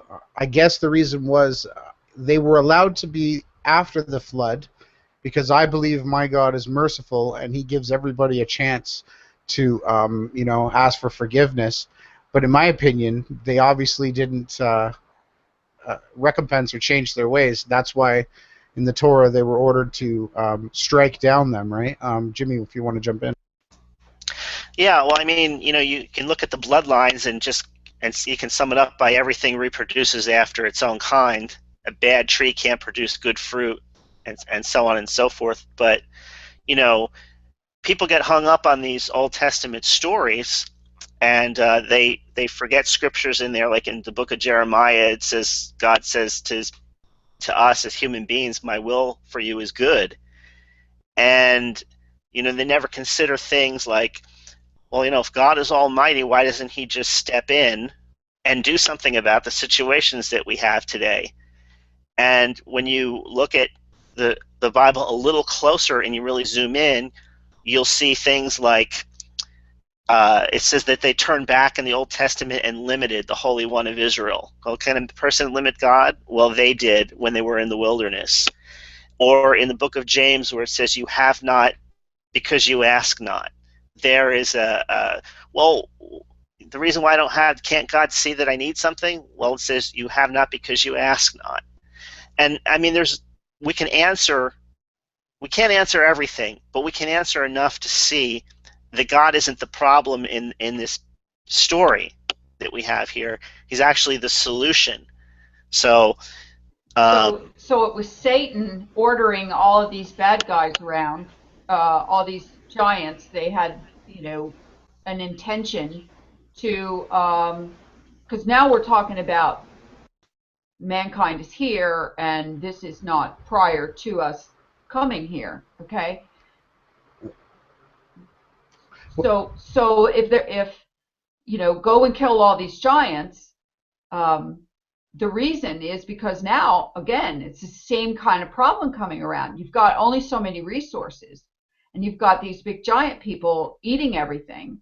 And do we know if do we hear anything in the Bible about mining and all of that? See, this is the part that I kind of get pretty confident about, that at the point in time when whatever wiped out the giants, the giant creatures and the giant trees and all that stuff, that's where we start over from scratch. And now there's no more mining machinery. There's no more, digging up way depths into the earth. There's no more mass cutting of trees at that point. But then it seems like as the earth, replenishes itself, and tree, we have sequoias. They're the tallest ones we have now. When I was in the south of France, I saw the oldest olive tree in the world. It was so many hundreds of years old. Got my picture taken by it. It was like a big thing, and but it wasn't huge, tall. It was just very old, and so suddenly we revert back to no technology, kind of almost like sticks and stones again. We've got fire. That's about it. And then as time goes by, boom, here we go again with the stripping and the mining and the drilling and the destruction of forests and well, all one that. One of the things that says that man was made a little lower than the angels. It doesn't say a lot lower or much lower. It just says a little lower. And in the last days, knowledge will increase. So if you look at the capabilities we have today, we look back now at this period of time and we see similarities. And we're starting to say, doesn't this look like, and we're comparing it to our mining, to the mining that was there. So what we have is a slightly lower, it appears, version of the tools, the technology, and the insights that they had. Yeah, but who introduced this to us? According to the Book of Enoch, it was the original angels, and it actually names what their names are in the Book of Enoch. Simjaza and Yazazel, right, and Azazel. It was 200, but I believe it was 1/3 of the angels that were under the command of the Prince of the Airs, who fell to the earth and taught man of these things. But we don't always. How can we verify this? The naysayers and skeptics are, the Masons wrote those books. You know what I mean? Oh, absolutely, and that's why it's called faith. You don't have Okay. to believe something if you have, it's like a crime, right? You believe somebody's guilty because you weren't actually there to see it. So belief has to be present in the equation, no matter which way you go. I want to bring Lawrence back now, please. Lawrence. Am I still? Yeah. Here. Yeah. You look so small. Your camera's so aimed, so big. Your head's real small today. We're used to seeing you so much closer, I guess, or something. Are you using a different camera? Well, I've just got it mounted on a different thing. That's a bit close. Oh, okay. There you go. Okay, so I'd like for you to. You were on Facebook a whole bunch today, and all these other places. I'd like for you to tell me, the overall feeling that you saw from people regarding this topic and this new information. And then I want to also hear from you what any negative feedback you heard and what it was directed at. Now, there was virtually there was probably a handful, if that, of negative feedback. A lot of people were getting very emotional about it. Some people said, there were several said they'd watched it 3 times, 4 times, 5 times. They're probably going to keep watching it. And it just made them very emotional. And they're saying, they feel like they've inherited a second-rate Earth, and they wish they could have been here when we had this magnificent organic place that was created in the first place. And when you start looking around at what's, all the places that have been excavated, it'd be a fair statement that, us, for millennia now, we've been living on, not a pristine planet, but not a pristine plane. But yeah, people, and it's cutting across all of society. I'm going to start going on some of these geology Facebook pages, because there's a Facebook page now for virtually everything, and start posting this stuff and see what sort of reaction we can get out of them, because this stuff makes sense. If somebody watches the whole video, then anybody with a reasonable amount of critical thinking skills can figure out that we've been duped on the subject of geology to go with everything else, like geography and history, and there's not much of the education system that stands up as being valid. Exactly, exactly. So if you look at it like this, if they lied about everything, which it's now looking like, I mean, everything. There's hardly anything left that we haven't touched upon with regards to any of the sciences or the ologies that they haven't buffaloed us.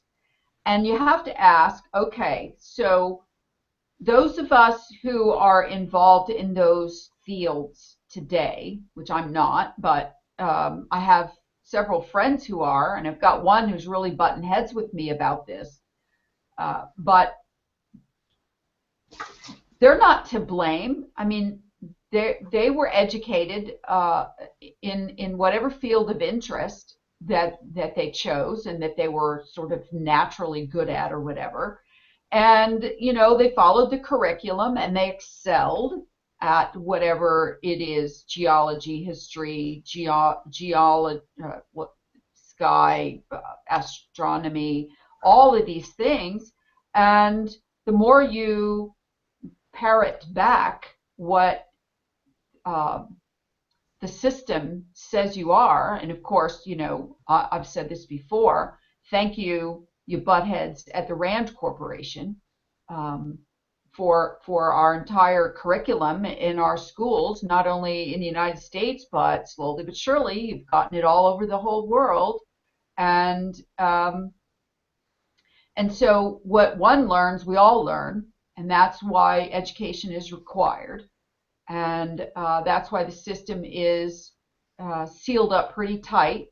The only people that get money are the ones who, funding, are the ones who excel at the same crap that they've been passing down forever.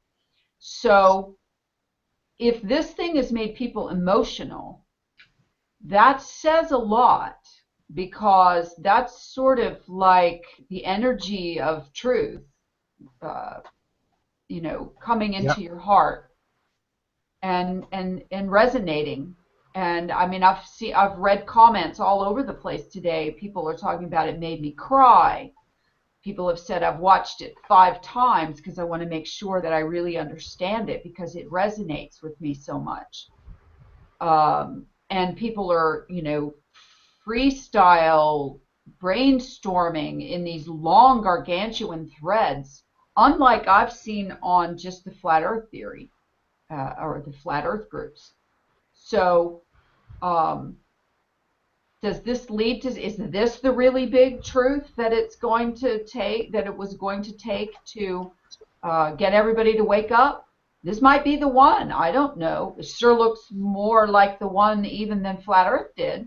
Well, that's a bit of an overstatement as for now, but I do agree with you, Lori. It is definitely storming across the interwebs in a great way. And, I postulate, instead of stating which one could be bigger, how about each one is, a swing of the axe against the tree of the Masons that have been falsely set up above us, that we need to cut down and, reclaim our true nature, in my opinion.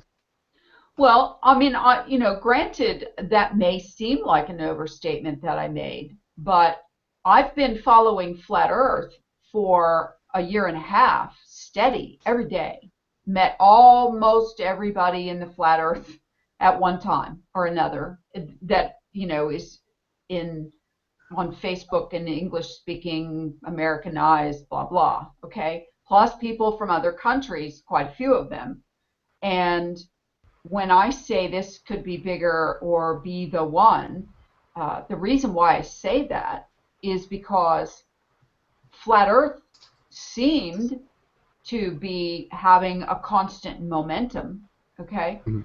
But then we ran out, I guess, when it became more about people, and me and Lawrence included, about no, this is wrong and that's wrong, and then this map and that map, and we all got caught up in that, and but it was because we needed to be sure that disinformation wasn't leading the charge versus just what some of these counterintelligence agents were putting out there, for lack of Well, another word. well, really quickly, I'll let Jimmy take over. I wasn't insulting you, Lori, No, because I I have a don't lot feel of that way ever. respect for you. All I meant was we do see mining going on, and the fact that we thought we lived on a globe. In my opinion, the flat Earth is still the epiphany, but like I said, it's like each swing of the axe, to cut the tree. But go ahead, Jimmy.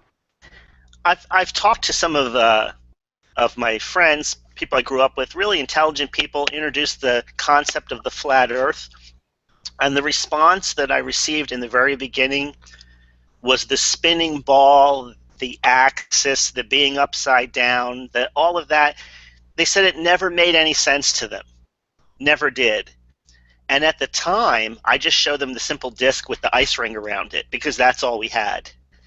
And now they look at it like, well, there isn't any more information available, so while we agree it's not what's been presented to us, they really don't seem to want to move forward with it any further than that because there's just too many dead ends. So I think it's good because it did what it was meant to do. It woke some people up. It got them It's thinking still and there. questioning. I mean, for anybody to think that I was dissing flat Earth, I want to make sure that you understand that I was not, and that I wasn't downgrading it as far as its importance, because a whole lot of people wouldn't even be looking at this aspect, and that's what Ronnie's talking about. It's a different swing of the axe. Well, They Lori, wouldn't have been even open to looking at this if they hadn't already been open-minded about, flat Earth and other aspects of finding out that we've been lied to so and unbelievably. and again, one of the conversations me and you had, Lori, that was just amazing off air. I wish sometimes we could get some of them out. Was the concept of the biblical sense that we shall not take a graven image of our world, and we might be bound to a certain height and a certain breadth and a certain length of discovering this place. And what I felt and what you felt in our conversation was that we've breached the walls theoretically of our capability of observing what we are in.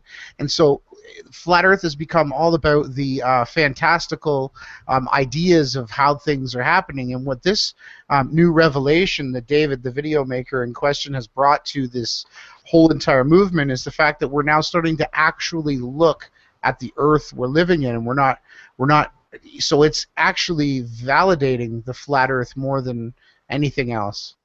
Oh, absolutely it is. And the reason why it is because kind of once you start to think of a globe with, forgive me, I keep forgetting how high these trees are. 100 miles? 60 That we're miles. talking about these stumps? Okay, 60 60 miles. miles. And how high is it that the ISS is supposed to be? What is it? 300. No. What was it? Like,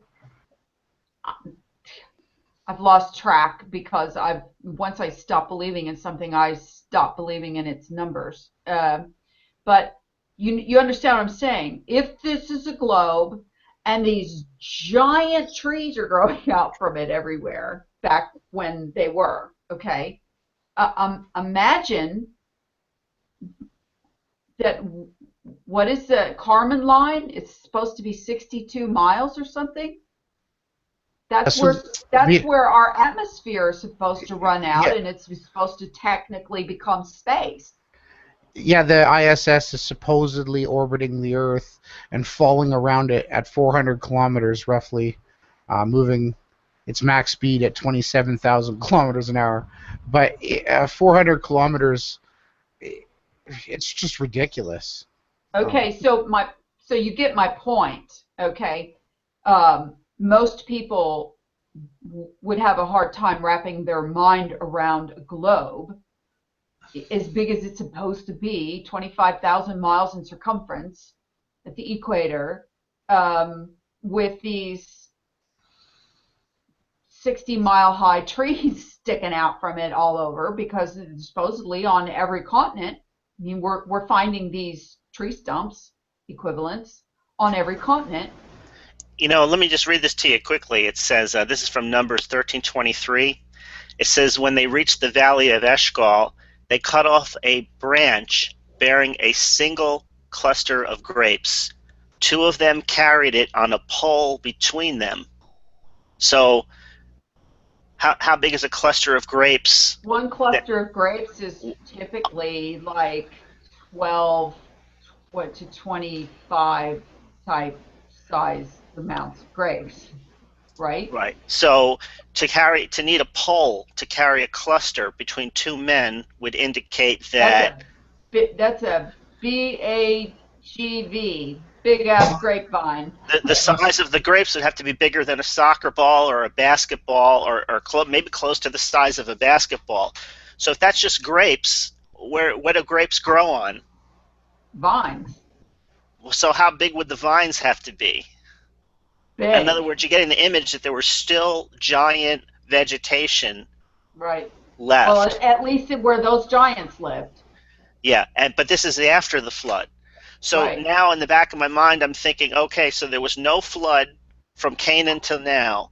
So what are the chances that there are still giant trees somewhere, or vegetations, or vines, or something? Maybe that's what's behind some of these military areas. Right. I mean, okay, I don't know. So you can go there. You can go there. We don't say ice wall anymore. There is an ice wall, but it just doesn't go all the way around. Okay. But if you're a giant, and let's say, let me just freestyle here for a second. Okay. So this little patch of flat Earth that we live on, that we inhabit, let's just use Lawrence's diamond map as an example. Okay. And it scorched earth. Something happened. Everything was wiped out. Maybe all over everywhere. Okay. But if there were giant trees and giant plants and giant animals or whatever, and giants here, and then this patch, let's just pretend that this patch we live on was kind of the crappy patch of the, whole thing. And they said, well, let's just go over there and dig, kind of like if you live in a nice town, you would go to the outskirts of town to put your what do you call it, your landfill, okay? And so if there's this big patch, and then over there, we're the over there where they scorched earth, and they dug and they scraped and they did all that, and then something bad happened, okay? That doesn't mean, and there were giants, that doesn't mean that this area right here, let's just say they got done with this area and they just sort of threw a Molotov cocktail nuke the size of one of those grapes behind them and walked off, and they're over someplace else, and maybe that ice wasn't even there then, okay? Because now I'm going to add back in that there's trees and forests and mining in Antarctica. So at some point, that land also was nice. And then after they left, okay, then God comes in and replants this area, this earth, this space, this patch on the patchwork quilt with Adam, and so on, continued on again, okay? and the giants came back. So by now, we're all nice and grown up again. We just don't have quite the giantism that we had before. If Nimrod became a giant, and that's what the original language seems to indicate in Genesis 10:8, and then there were giants after the flood and giant vegetation, there's got to be some type of manipulation that is done on purpose to turn these things into oversized people. In other words, Nimrod wasn't born a giant, he became one. Mm-hmm. And I'm thinking that it doesn't mention about giant fruits or anything like that being found anywhere else except in Canaan's land where the giants lived. So my thinking is, what if the giants after the flood were actually the line, that corrupt line, which figured out how to do this, create giant, I don't want to say giant grapes because it sounds so stupid, but you know, we don't have that. We don't see that anywhere. I mean, even what was the last frontier, the Wild West in the United States of America a few hundred years ago, the last uncharted land? Nobody found anything giant there. I mean, maybe they found some bones, but there was no giant trees or incredible foods. There was no land that flowed with milk and honey like there was in this story in the Bible. So I'm beginning to think that they were able to genetically create what they wanted to create. It wasn't just an issue of, oh, the land just happened to be a certain way there and the grapes grew big and that's why the giants went there. They engineered it somehow. Well, these are Nimrod. These are photos of Nimrod's castle, they call it, in northern Israel. Okay, I'm going to try to find something here to see where we can come up with scale.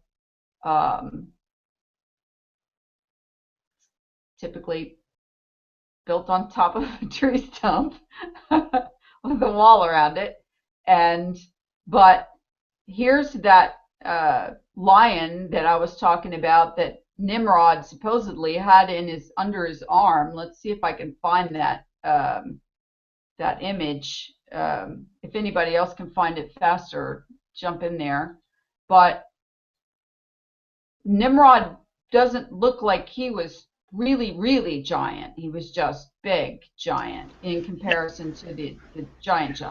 Right. You picture him like a David and Goliath comparison, not hundreds of feet tall or anything like that. Right. So he's got like giantism.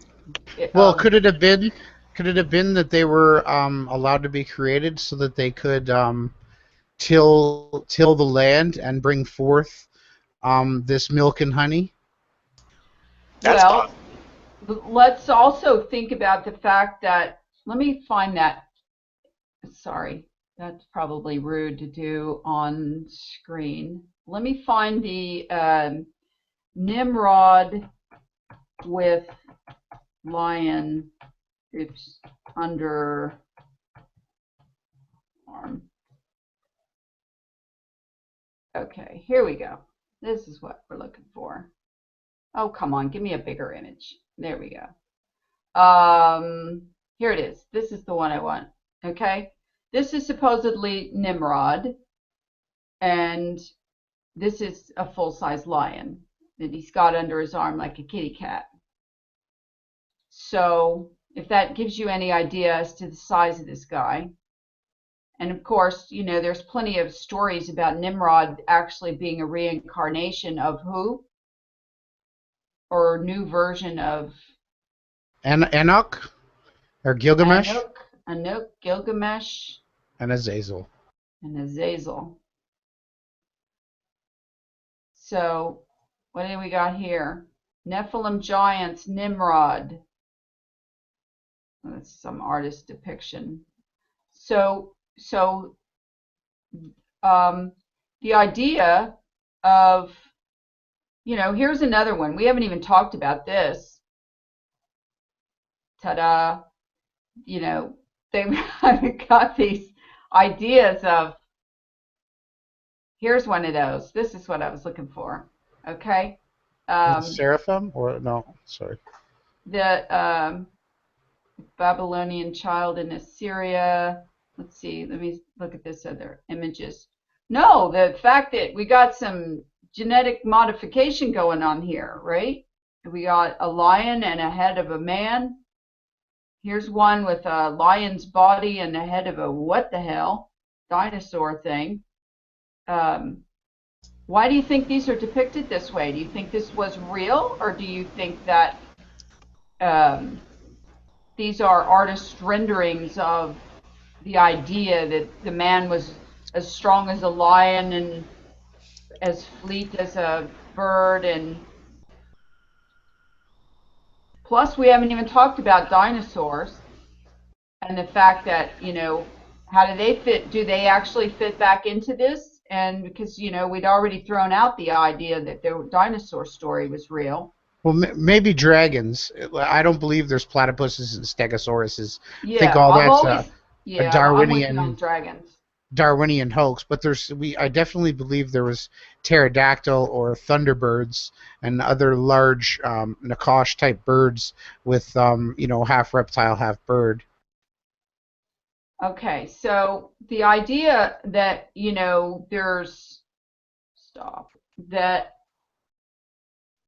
okay, so we've come full circle on, we all, I think, concur that there was giants and giantism, bigger before mankind got here and smaller after. And there's little bits and pieces of them remaining today. What we would call somebody a giant who was, well, I call anybody a giant that's like 8 feet tall. I mean, that's just big for today. And where does that genetic blip come from? I mean, how does that happen? What do they call that when a latent gene or something comes back through? Okay, so let me ask one more question since everybody's quiet now. What are we going to do with this, and where is it going to go? Is this going to be another one of those year and a half before we get enough people on board with it, or do you think this one is added to the flat Earth and the amount of people that have joined in on both of these now? Are we going to win people over to flat Earth with this idea of the world was different then and than it is now? Well, there's visuals with this which make it a little different. You can actually put two pictures side by side. You can notice the similarities between them, and you can actually make somewhat of an argument for what we're talking about a lot easier than with some of the other subjects, because we have the evidence right here in front of us. It's all around us. So in that respect, maybe there's different doors that lead to the truth, and some people find it easier to come through one door as opposed to another. I know with some people, if you mention the Bible right away, they'll think, well, you're just a religious person. And then if I ever have a chance to sit down with somebody and discuss the technical sides of it, which takes a while, but then they see it from a totally different angle.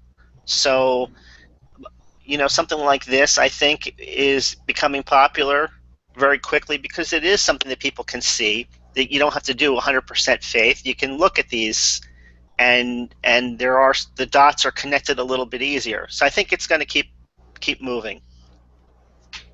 Here's some ancient Egypt images, Egyptian gods, for example. And everybody's looked at these at one time or another, but then it sort of seems to take on a whole new meaning again when you see these giant tree stumps. Here's, this is a characterization, obviously an animation character of all of these gods, but they do have titles on them, which is why I pulled it up.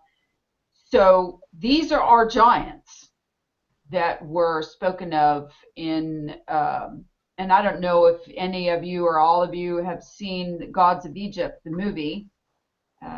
Jimmy and I watched it a couple of times. We rented it. And just to see, how they depicted the gods being big, being giant, and they did. And so, You mean the pharaohs? They weren't known well, of they as called gods. them the gods in the movie, but yeah, these are obviously the Egyptian pharaoh depictions. Yeah, with the Um, skulls, the elongated skulls, yeah, right? yeah, the ones, and then there's Obama. Oh no, I'm sorry, that's not him. Um, People pull that up all the time and say he looks just like Obama. Yeah. Then you got to talk about these creatures. You know, what the hell is that? And they had those depicted in. Well, come on, we got to be able to find a bigger version of that. I mean, what are these things? I believe this is the guy who holds the Ankh, and he was the one that you paid the toll after traveling the seven seas past the west. Lawrence probably knows his name. I don't think it was Horus, but it's another. So, okay, here's a picture from the film Gods of. Let's see. Let's see if they have a Gods of Egypt thing. They had these guys depicted as I have the certain beings. video with the sun moving. Oh, do you? Yeah, I don't know if I could. Can you Let me play let me it? let me look for it. All right. Um, Fun to watch. Yeah. Part of the whole predictive programming game here. Oh, yeah, this is one of the gods that was in that movie. Um, they shapeshifted and they, turned into golden and they had wings and uh, they were quite beautiful, actually. They did a nice job depicting them for what they were trying to do. So this was much later than Adam and Eve, and I don't know with regards to the age of where we're talking about the Canaanites and stuff, but Well, they. so Oh, sorry. go ahead. Well, they were in a funny way. They showed the father, which would have been, I believe, Methuselah, or it kind of referenced Enoch as he drove the chariot of the sun. But it's weird how the sons from Noah uh, on were the ones who were the builders of these great buildings, and it's the rare coincidence that the ark itself was supposedly a monstrous creation. So you gotta wonder, right? Yeah. Did you find them? Did you find the video, Jim? Yeah, I did, and I'm thinking that because of the music in the Uh-oh, don't, background. no, don't play So it. what I'm going to There's a do is copyright strike. You I'll mute it. I'll upload it to my I server, don't think you could, and I'll well, play it in the Facebook group. okay, that'll be fine. All right. Yeah. Um, Here's another one. Let me screen share again because this is now getting more to like the God thing. Um, Here's look at the size of these, these depictions of how, of course these are sculptures, but why would they make them so big if they Wood carvings. wood carvings? Yeah, look at them. They're Just kidding.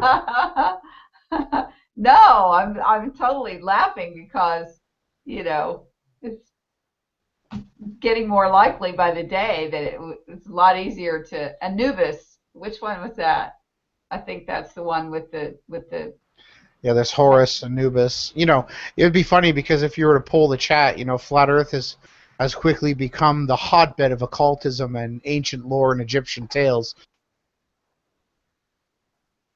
so okay, so stop.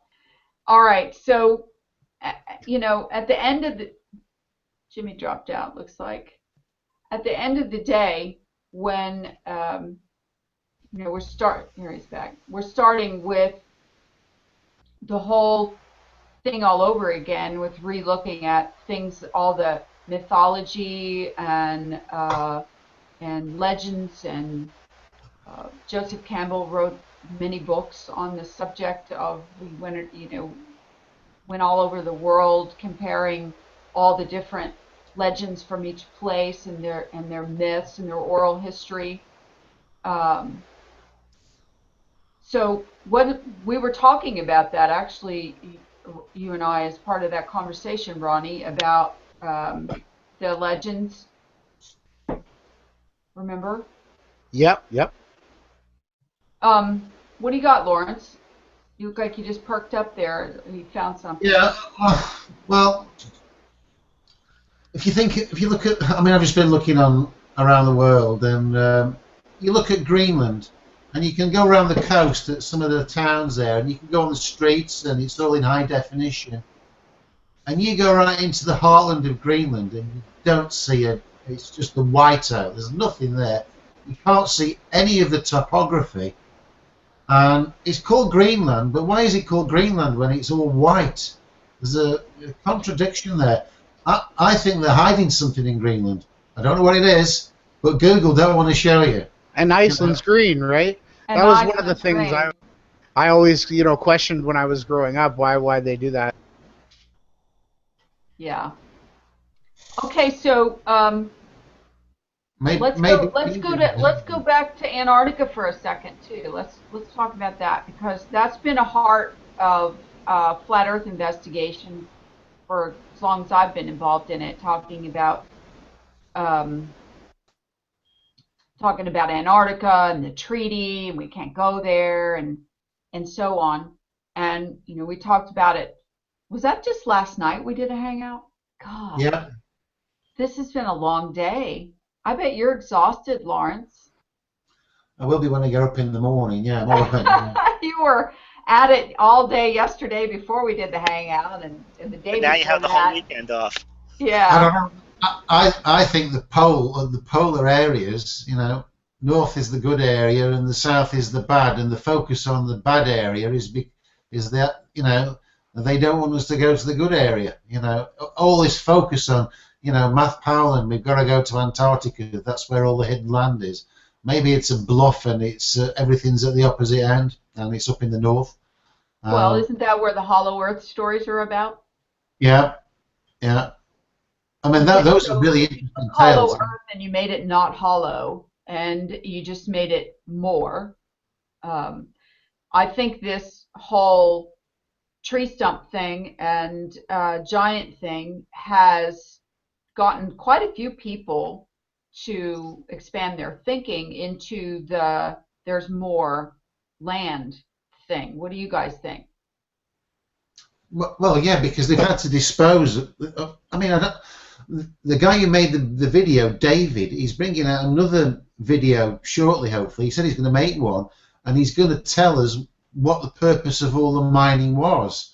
And he was talking about the periodic table, so he's obviously referring to specific elements. So maybe they were just taking huge volumes of this material away to extract out of it some stuff that they needed for some specific purpose. But I hope they don't say for spaceships, Lawrence. No, I didn't say spaceship. I know you didn't, but I hope he doesn't. One thing Yeah, that I want just to throw this in, I saw somebody mentioned it in the comments about the proof of giants beside the other visuals that we've already seen, and that's that they've already found giant burial grounds in the 1800s. You can go back and you can see the clippings that some people saved from the newspapers at the time. And the bones were shipped to a museum and mysteriously disappeared. This same type of process happened several times, not just in the United States, but over in the UK and several other places. So it's not like you have to go back into Josephus's time, where, according to the record, they had the skeletons of the giants on display in the Roman Empire. So this isn't something that you have to go back into way back into Bible days. We actually have recordings from the 1800s and early 1900s, local newspapers with images that were taken. But of course, like everything else, the evidences wind up disappearing. Nobody knows what. How can you lose giant bones? You well, can't. Bury them in the basement of the Vatican. yeah. The Smithsonian Institute, they actually destroyed hundreds of giant skeletons. one of the I haven't got the picture in front of me there, but one of the employees there took a femur bone, which would have been from a giant, say 20 foot tall. He stole one while he worked there, and there's a picture of this guy with this huge femur. So yeah, I think giants are something that they want to cover up, but there's so many pictures of, there's pictures of skulls that are like, human skulls that are like the skull itself 4 times the size of a fully grown man, which would give you the indication that the full-size giant would be getting on for 100 foot tall.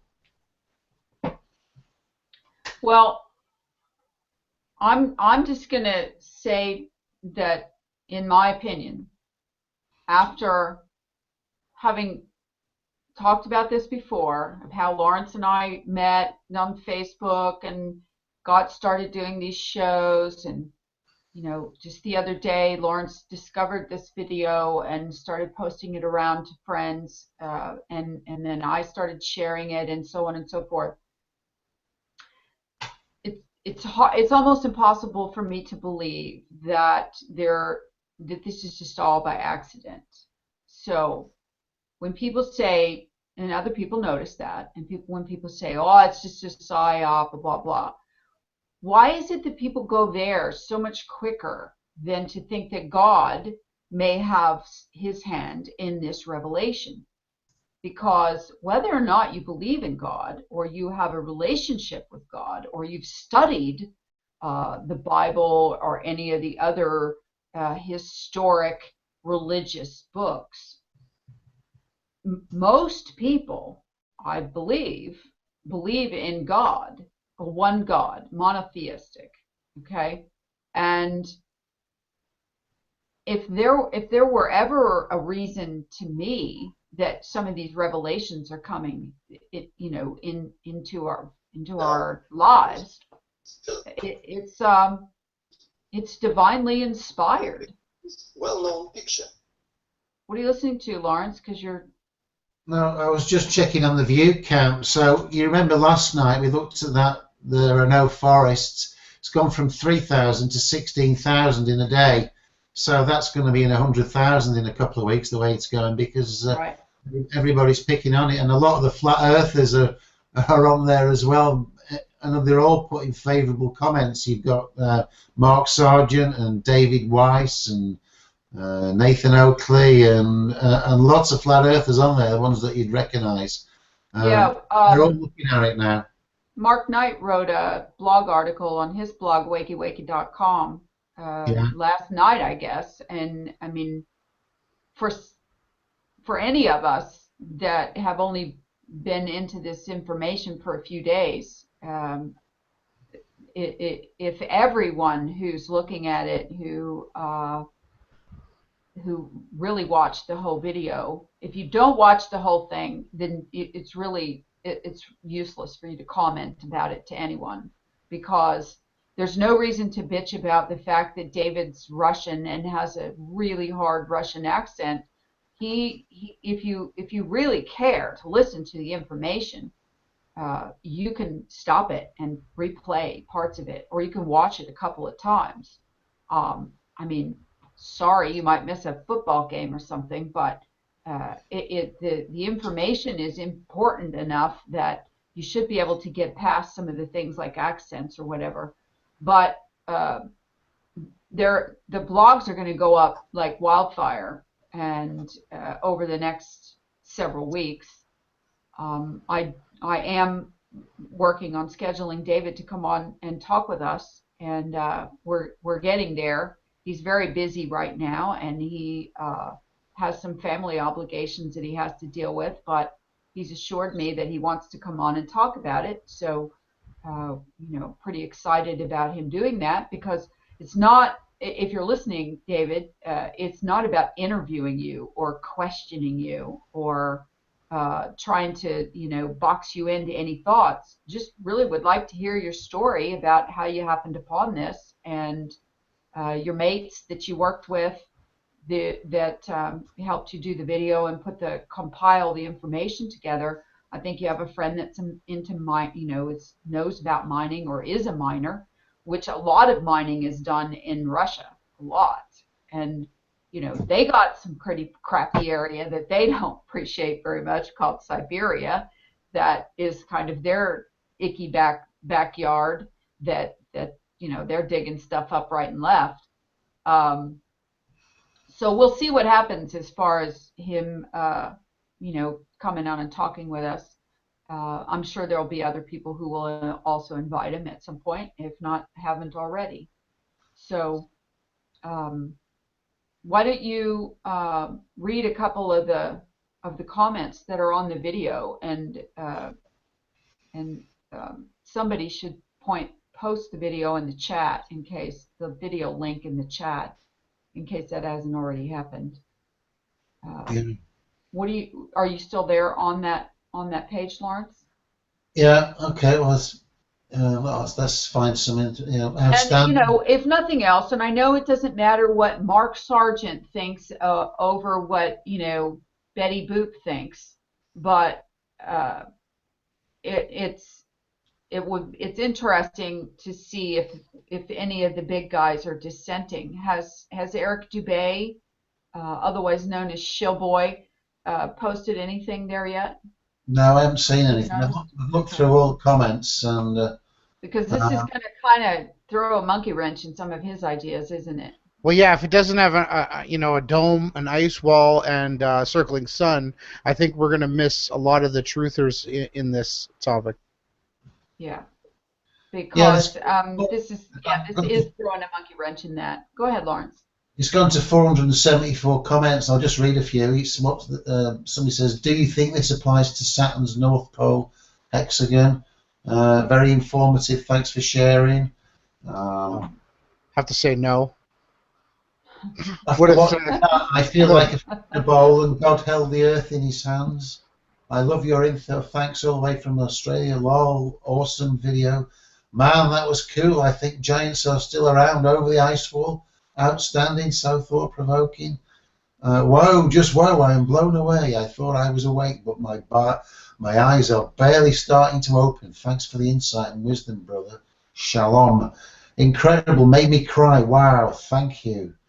Somebody else said, I'm sorry for calling you an asshole. I think you have good info. I just understand the words. Even the cadence and tone doesn't help. Yeah, the tree in paradise, life in heaven with God. What happened? Totally blown away. Totally blown away. Oh, wow, I was so busy connecting it with Avatar, I completely forgot about that book. I loved it as a child. Magical. It's just had a, 99% of the people are giving favourable comments, and so many of them are blown away. As I was, Yeah, and I was too, Lawrence. After you shared it, There's just it's gonna spawn a whole new industry, I'm sure, of side topics on it, about giants, about the geology and trees, and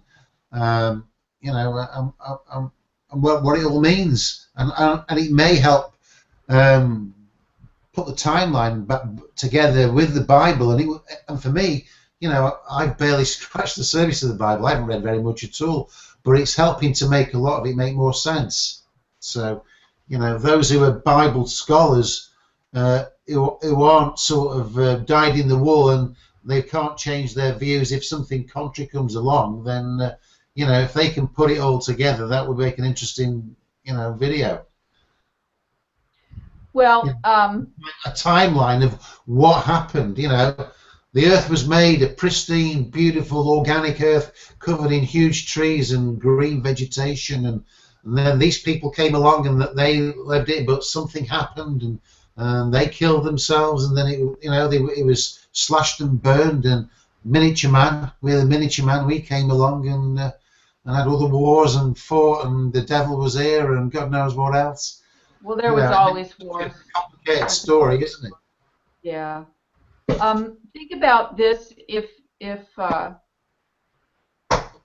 we can, hopefully with this topic, because this is flat Earth related, but then it can also be unrelated.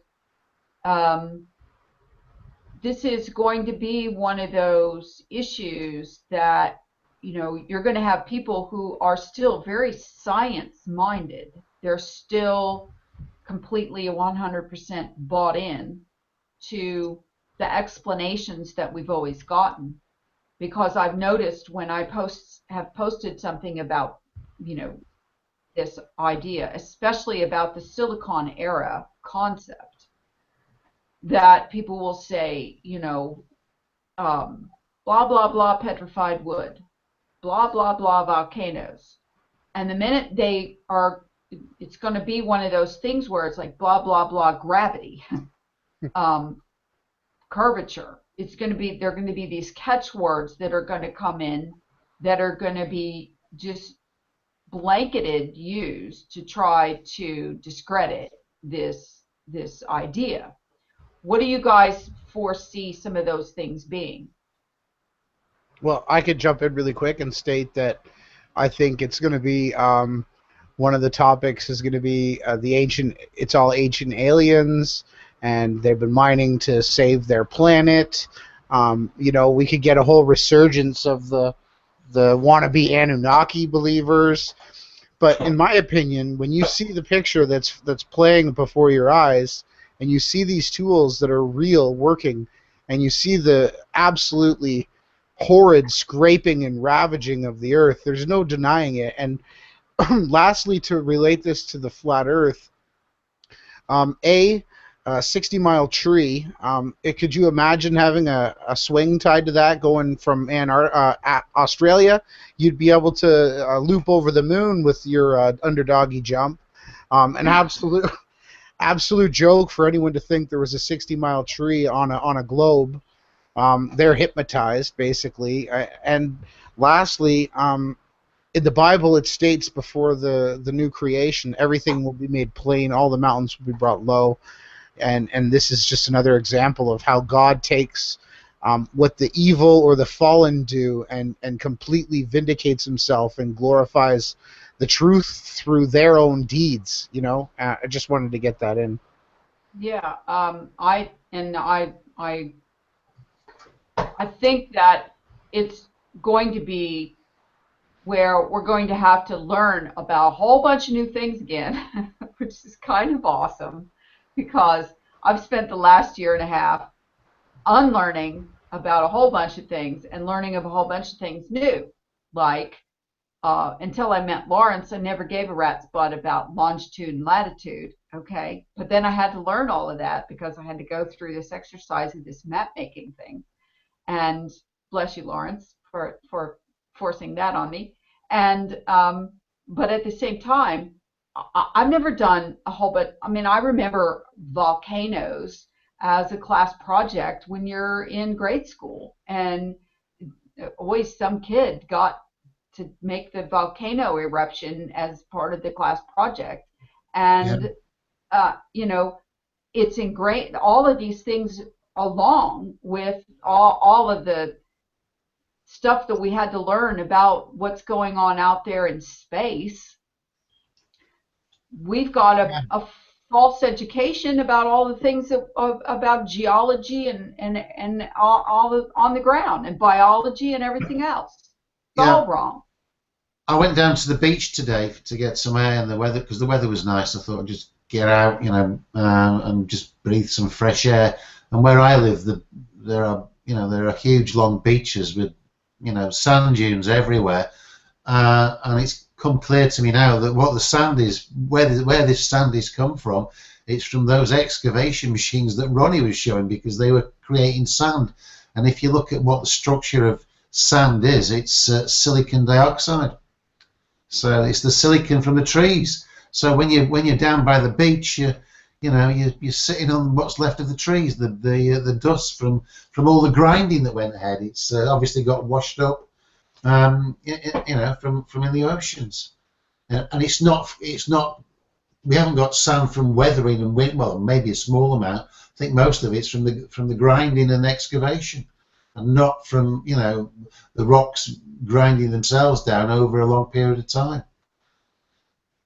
You see, you basically you read anything on Wiki, unless it's the sports results, it's just a work of fiction.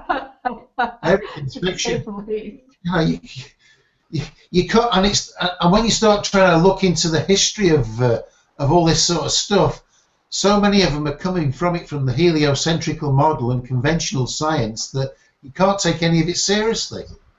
You know, everything needs to be rewritten at some point with the Well, I truth. mean, on top of that, I mean, add in, like we've talked about 100 times before, add in all of the other influences coming at people, fluoride, GMOs, bad air, chemtrails, whatever. If they haven't woken up yet by now, they're the ones that are going to get where, what's the scripture about men's hearts will fail them? I mean, they will just, their hearts will stop. It says Well, men's Can you heart. imagine some of these things that are going to hit them right between the eyes because they haven't even taken any time to research any of this stuff? This is a lot. You see, this was hidden in plain sight because he started off at the front where you've got the two lovers and seen by adults, and the 11 dolphins or whatever is seen by the children. And I thought about this issue myself because I was looking at the rocky outcrop in Anglesey. It's a huge, you know, tall rock just standing in the middle of nowhere by the beach, Right. where all the birds, you know, the birds just seem attracted to it. And I was just puzzling what it is. I just couldn't figure out how it got there. And obviously, people will, you know, when you get those thoughts now, there's probably something. If something doesn't make sense, then it's probably going to be something else that's hidden in plain sight, and it's probably going to lead to more revelations. You know, everything's going to get rewritten. You know, maybe not officially, but in the minds of those who are seeking the truth. Yeah, like come on, people! You can't deny this. It's time to wake up. This is just unbelievable, the amount of evidence that this gentleman has put forth, that we can simply just look and see. The earth has been raped and scraped and pillaged, and there's no denying this. You can tell me that you think you live on a globe, which I think is still absolutely asinine, when everything we can look around we can see is plain. But you cannot deny that this land that we live upon has been completely scraped, raped, and pillaged. So, Exactly. Exactly. Look at this. Okay. This is another one of those. You said you saw these outcroppings, Lawrence? Yeah. This is off the coast of Oregon. And I visited there, I don't know, 10 years ago, 15 years ago. And I saw these. I walked on the beach. The beach is just as flat and wide as it could be, and I rented some horses and rode horses down the beach, and it was fabulous. And I see these big. I mean, look at this. Look, this is just sticking right off the edge of the beach. Okay. I mean, what? Tell me that got pushed up by a volcano. Tell me that got stuck straight up and down out of the air because of some freaking ice age glacier. I mean, get real. That's just not a realistic thing to that's believe. more evidence that at one time there weren't any oceans, because trees don't grow out of oceans, and we know that those things are the remains of trees. You know, one thing that I notice is that people want answers to questions. They don't want blank holes. And so they would rather fill it in with something that's wrong than not fill it in at all. And I think that's basically, beside outright deception, is what's gotten things to where they are today, especially in school, the whole education system. I know so many people in the education system today, and they don't believe some of the things that they have to teach. But that's their profession. That's how they put food on the table. And if they don't go along with the agenda, then they're blacklisted. They're, and that's just the way. That's the reality of the world that we live in. And what's nice about this is that none of us are in the education system. None of us are in the corporate world. We can say what we want to say, and do our own independent research, and then present what we find here on these Hangouts, blogs, videos, whatever. And you don't have to worry about the rest of it. Right. Yeah, I But mean, See this right here, guys, real quick before I get off this page. You know, they say, oh, this is where the oceans eroded all of this away. Am I screen sharing on the page? Yeah. I would rather look at that and say, you know what? It looks like the water washed the dirt out between the roots. Yeah. yeah. Well, when I used to take my kids to school, on the curriculum, they were all watching An Inconvenient Truth, that Al Gore movie. And then shortly after that, there was a documentary came out on Channel 4 in the UK, and it was called The Great Global Warming Swindle. And the teachers there knew I was the conspiracy theorist because I used to talk to the teachers about it. First thing they did, they went and grabbed me. And they said, "Did you see that last night? Are we going to teach this rubbish to our children?" You know, so a lot of the teachers know, but what can they do? They're forced to do it. It's on the curriculum. Well, of course, and the Rand Corporation, you can thank them again. You know, for those who don't know who the Rand Corporation is, please look it up.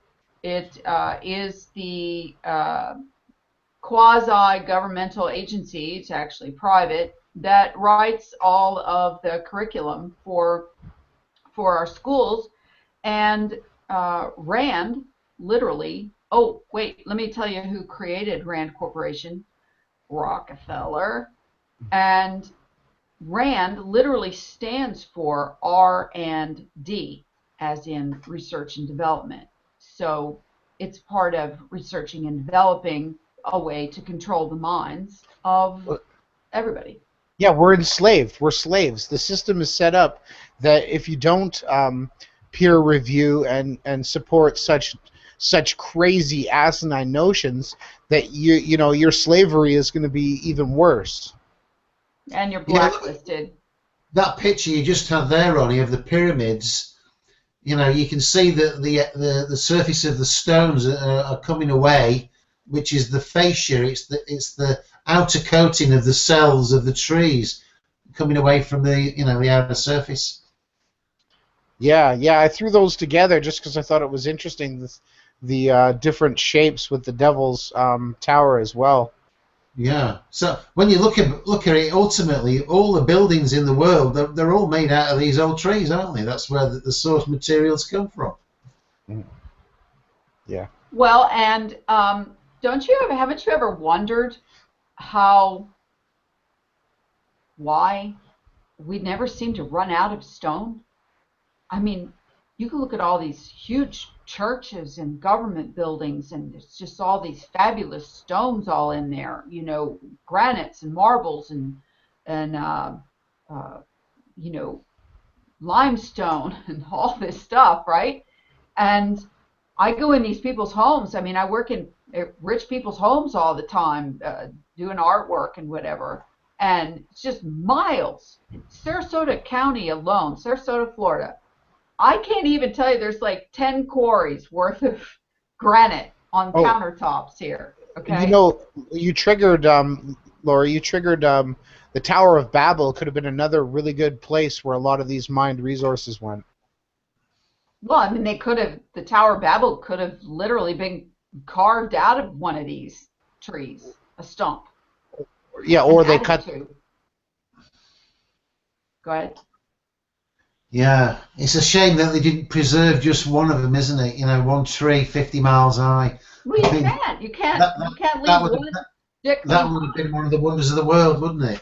It would be like leaving, pulling off the perfect crime and then leaving one fingerprint.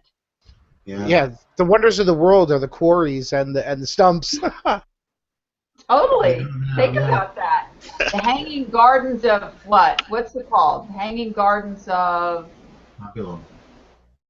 Is it Babylon? Babylon, yeah. Okay. Maybe, that's another thing we need to look at. All of these wonders of the world are superstructures or mining. It's just an incredible way to look at everything. It's like totally the opposite now. I mean, it's getting to the point, the more I get into this, not just this, but flat earth and this now, the farther I'm getting from mainstream every single day.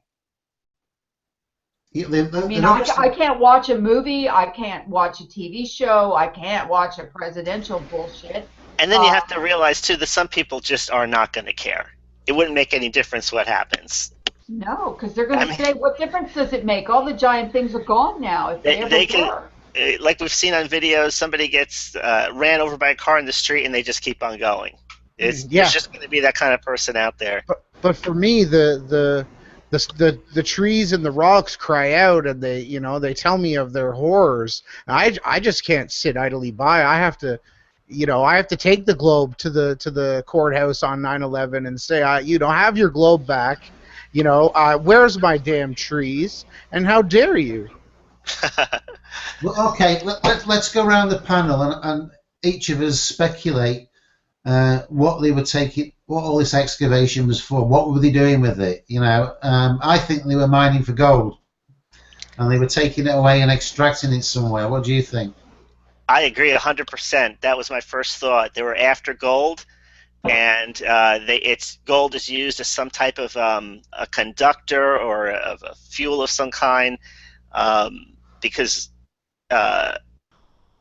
there's just too many stories that go back to the lust for gold, wars over gold, and it's connected somehow to the entire biblical narrative that we've been talking about.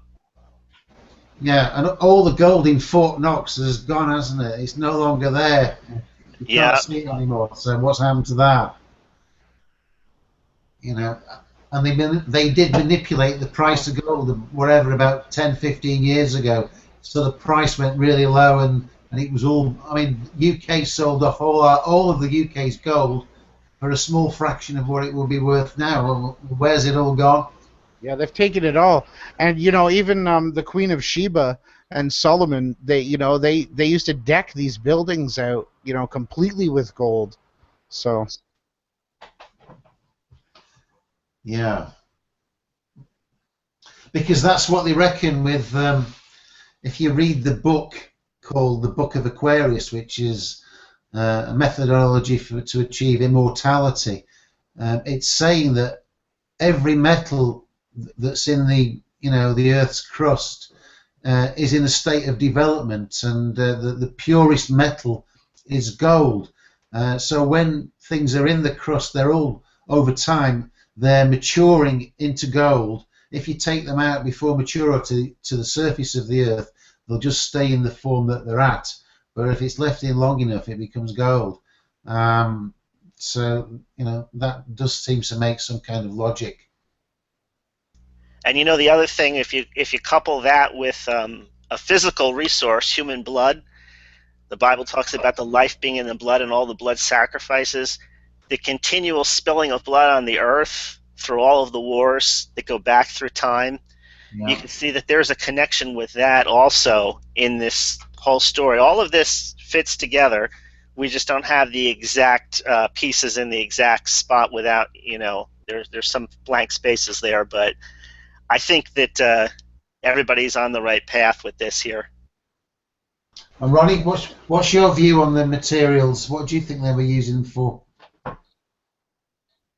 The Tower of Babel, the buildings, they wanted to deck out with gold. I think they were given as gifts to princes and principalities and rulers of the earth, and it's always been about setting up their own throne and acting as if they are gods. These fallen, or the line of Cain, or whatever you want to call them, whether it's the Greek, any of the different mythological stories, it's always been about man's ego. So that's what I think. Well, Ronnie, that Earth moving, I don't know whether you've looked at this or you may not have, but maybe something you might want to look at. Those Earth moving machines that you were showing, where they were, scratching out the surface of the Earth in huge amounts, what were they mining for? Those were sand, and basically those could be used for multiple different resources, but I'm pretty sure that's for concrete and paving roads. Yeah. How much above ground gold that has been mined, is there in all the world? The best estimate at the end of 2011 is that around 165,000 metric tons have been mined in all of human history. That's about 181,881 ordinary tons ore, 363,762 blah blah pounds, or 5 million, nearly 6 million ordinary ounces. Okay? I don't think it's about gold. I think that's a fake out, a lost leader. Yeah, because the very trees were conductors. Yeah, I think it. If you want to know the truth, I think they were mining silicon. You cannot conduct. It's the best conductor of electricity known to man. They were mining silicon, and I don't think there would be as many million tons of grains of sand on Earth at the edge of almost nearly every coastline. It's all silica. You melt it, you make silicon, and that's what conducts electricity. Or they could have multiple mines like we do today. Well, possibly, that's true, but they couldn't eat this stuff, okay? Whatever they were mining, it had to be valuable enough to do something with, and it wasn't for food. It was to build the Tower of Babel. It has to be. Yeah, but those machines were not extracting blocks of rock with it. They were just, scouring it out. So it was all going to be carted away in trucks like in piles of dust. That's just what we see today. Remember, the trees and that were all cut way before. You could imagine building a house. You cut the tree down, you turn it into studs and beams. And where did the giants live? 2,000 years of giant history washed away. Did they have subdivisions somewhere? Well, I mean, they were all over Earth. It says they roamed the Earth, and they were everywhere. I mean, they were in every civilization. So did they have cities? I think they did. Well, what kind of excavation would they have to do to get the material to create cement or blocks or anything like that? It's quite a bit. Well, okay. So the trees were silicon at the time that they made them. I mean, I don't know. The kinds of cuts that I'm seeing are being mimicked by the machinery that we're looking at today, that Ronnie was showing us and that we saw in David's film. That's the kind. That wasn't stone cutting necessarily. Some of it is. The steps are. But that grinding thing, that's just grinding it up and making mush out of it, powder. So what do you do with a whole bunch of powder? And where did they haul it? And what did they do with it? And how are these trees that's how you make concrete that are cut off? They're not. I mean, they're literally sliced off. Where's the rest of the tree? Yeah. Well, concrete is made from, dust, sand, and water. So and I understand that. A lot easier to scrape it down. We don't see any remnants of these giant houses. Well, I showed you those underwater megaliths, the platforms that reach for thousands of feet, and 100-ton stones, and these platforms and megalithic spots. And I don't know if the giants were civilized because they were known to be brutes and beasts. So I don't think they had I think they just, where they fell, they lay. They were. I don't think the giants lived here. If a giant was that tall, it wouldn't take them long just to walk from all the way across the earth. They could probably take a few steps over the ocean. They probably just come here to take our stuff and take it back to where they lived, somewhere over, past the North Pole or wherever they are. Well, they would have to spend most of their time gathering food and eating during a 24-hour cycle. Most of their time would have to be. Let's go back to the indigenous Indians, indigenous Aboriginal people. The Iroquois and all these American Indians lived in a certain place for a little while, and then they picked up their teepees and they moved on over there, and they were constantly moving where they lived on their land that they sort of claimed, constantly moving on because they didn't want to diminish all of the resources, or maybe they did diminish them enough that they needed to move on. Besides that, they were following the bison, the buffalo, But on as the their other food hand, source. as if you think about it, their fathers were fallen angels, and it says they grieved when their children were destroyed. So even if you put yourself in the position of a parent, even if you have an idiot son or daughter, right, who can't provide for themselves, you would think that the parent would take measures to get in there and do something to help their offspring. So maybe what we see is the giant polished steps and things like that that still remain. Maybe those objects were built by the fallen ones for their offspring. Maybe their offspring were only capable Monuments of, yeah, of the or menial jobs, tombstones. Yeah, lifting that's good. lifting things, transporting things. That's what they were good for. But the actual intelligence behind putting everything together came from their fathers. Yeah, that's great points. And also the understanding that if these giants weren't that intelligent, and Jesus was killed, and David's son as well, and it seems to be a reoccurring occurrence in the Bible of fathers grieving for their sons. So there very well could be monolithic type tombstones. That's such a great perspective, Jimmy. Thanks. It just came to me as we were talking. It wasn't something I thought of before. Yeah, well, this time next week it will all have moved on another stage, and I think there's probably going to be a lot more stuff put out by it. There's lots of people say they're going to redo the video and speak in English. So, it's not going to bring any more to the table. It's just going to make it more understandable for some people. I think we need to wait for this David guy to bring out the next video. He's going to explain what the purpose of all this mining was about and what they were doing with it. That's going to be an interesting one to watch. But it does involve the periodic table, so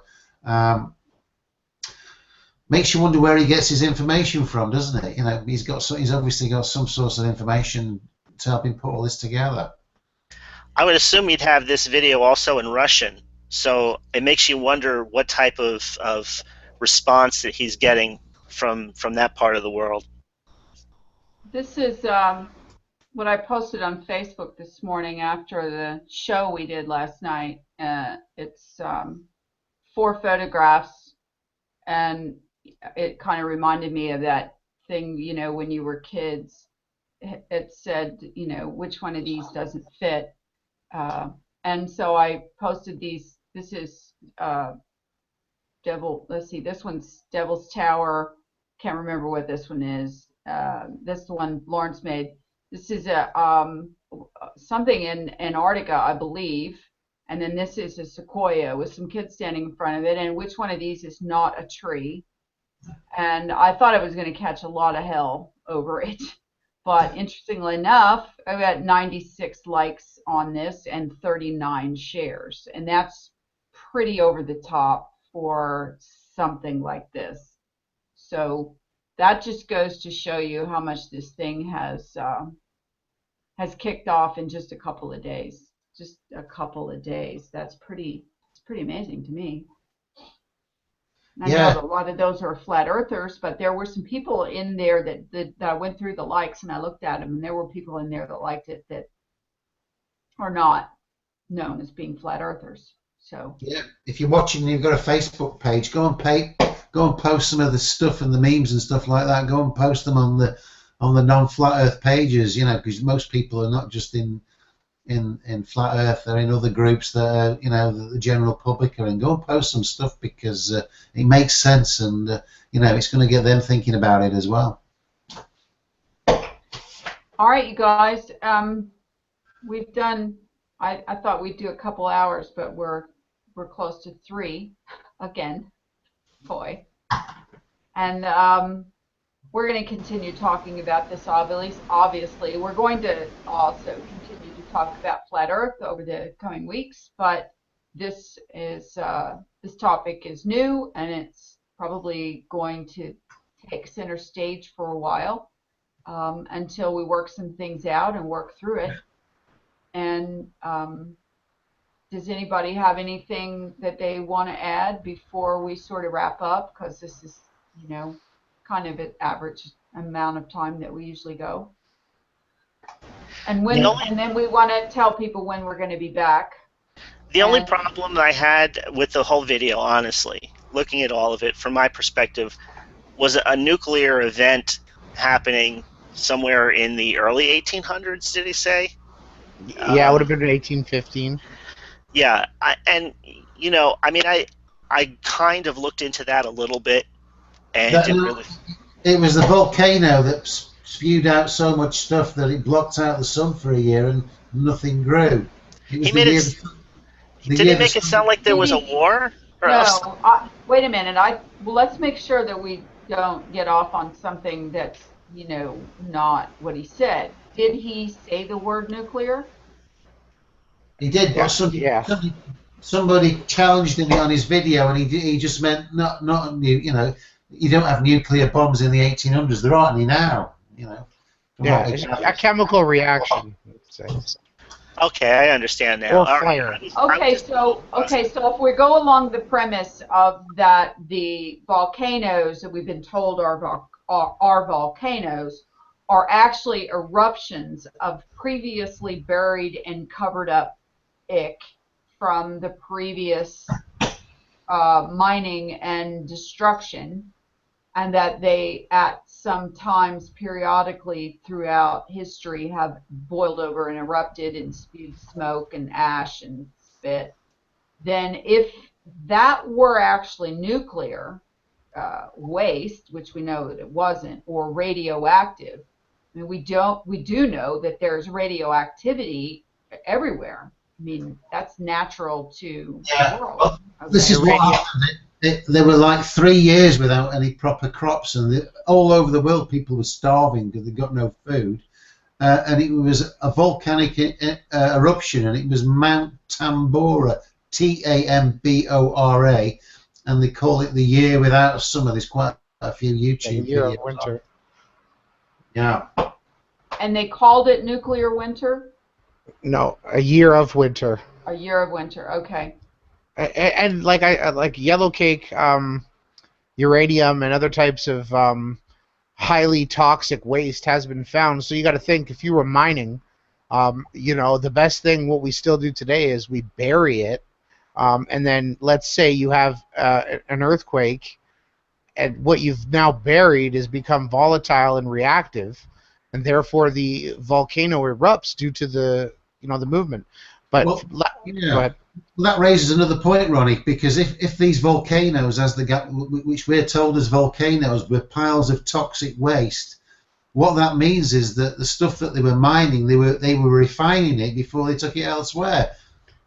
Yeah, they Yeah. were leaving And their we know uranium that behind. the mines in like Florida, where they mine, what is it, potassium or something, leave toxic waste behind that is constantly, people are bitching about it being in the water and so on and so forth. So it's not potassium, it's Phosphorus, phosphorus. sulfur, and phosphorus.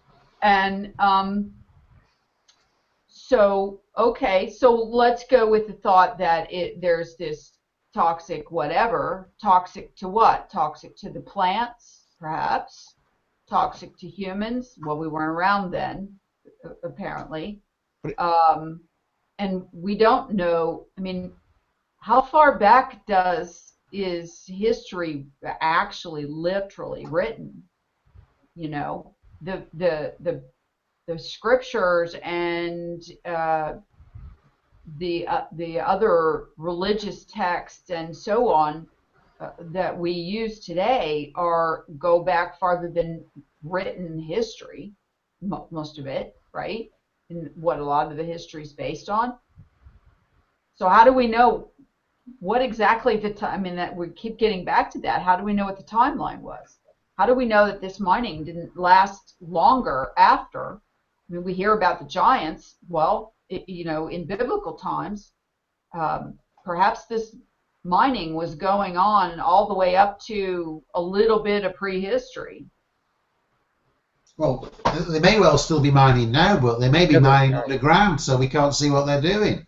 Yeah, well, we already know that there's these deep underground military bases, blah, blah. And one of the, like Denver airport is supposed to have chasms underneath of it where, they made all these tunnels and everything.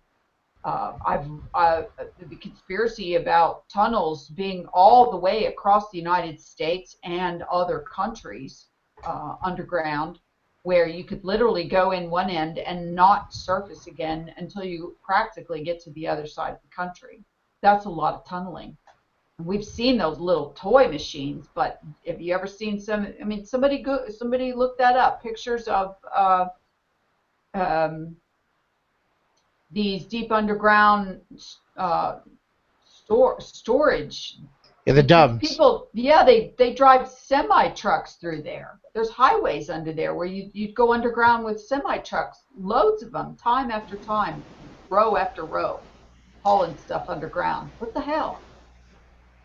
And you would think that these, if you think about the beings that God created that aren't like human beings that die, are they smarter today than they were 50 years ago, 100 years ago, 1,000 years ago? You would have to think that if you just keep going on and on, even by reason of default, you'd have to get a little bit smarter, pick up a little bit more information than you had in the beginning.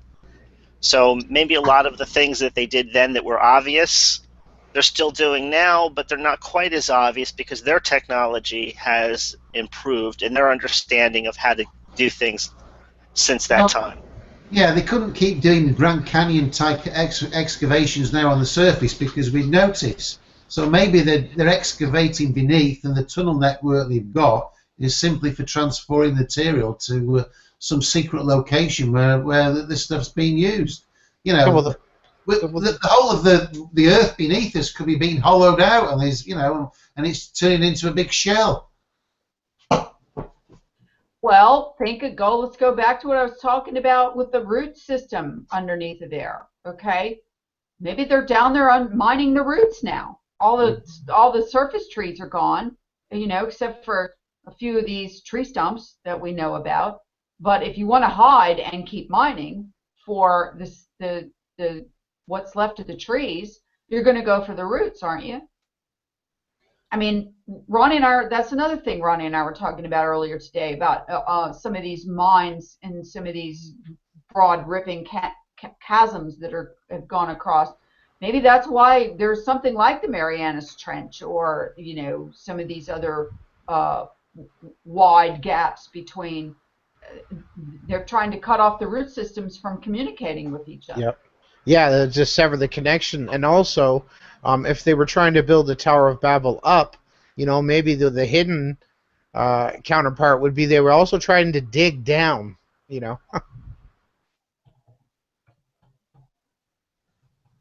So, what people don't like to be caged. Yeah. Okay. Long, deep tunnels. I think this is the one. No, not the one. I'm going to find this. It's the I did a video on it before. Starts with an O. Come on, chat. What's the name of the deep underground base that they have? The Osh. Let's see how quick the chat. Look at the big to-do they just made recently about finishing that tunnel. Where the hell was that? Where they had the goofy, weird video of all the dancing. Were we talking about Dulce? The Ozarks. The Ozarks. Oh, okay. The Ozarks. Sorry, chat. You just weren't quick enough. But that's the place where they have the miles and miles and miles of. Oh no, I love the chat. I'm kidding.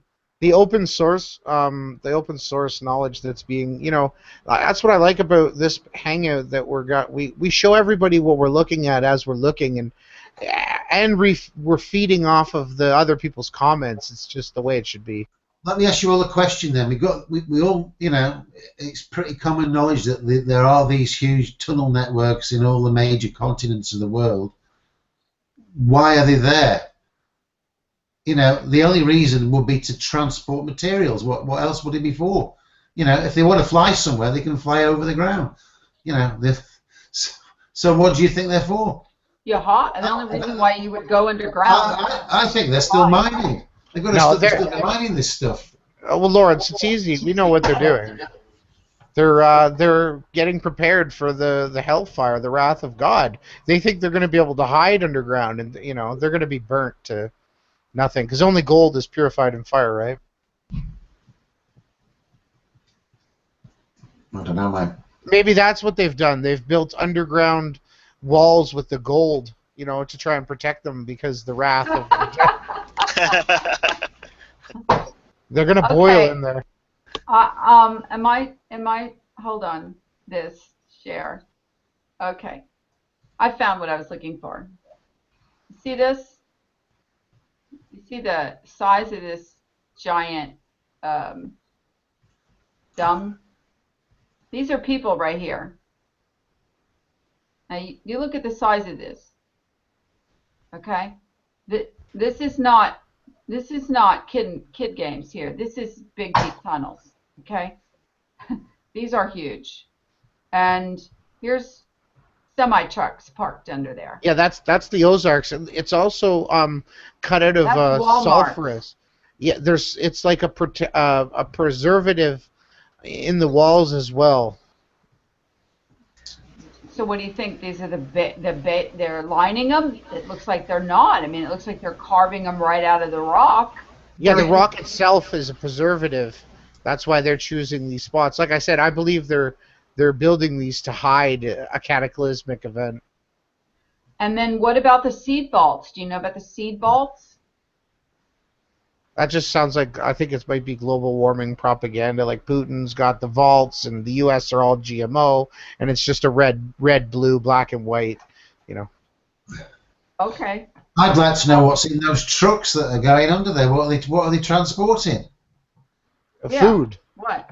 The guys are not allowed. I've seen people interviewed that are driving these trucks, and they don't get to know what's inside.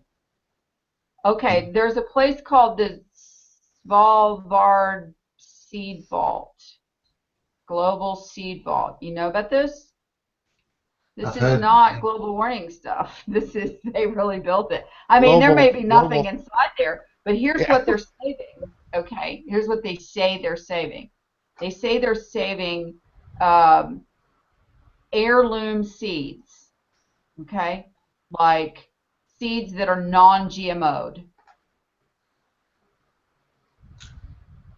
Yeah, that GMO is quite an interesting concept, isn't it? Because let's say these people all pissed off, all the bad people, and left us here with just GMO food. Then we're going to starve, aren't we? Because we can't grow any more food because we've got no fucking things. Because you can't grow any food because you won't have, unless you got tons and tons of Roundup, because all of these seeds are designed for 1 year.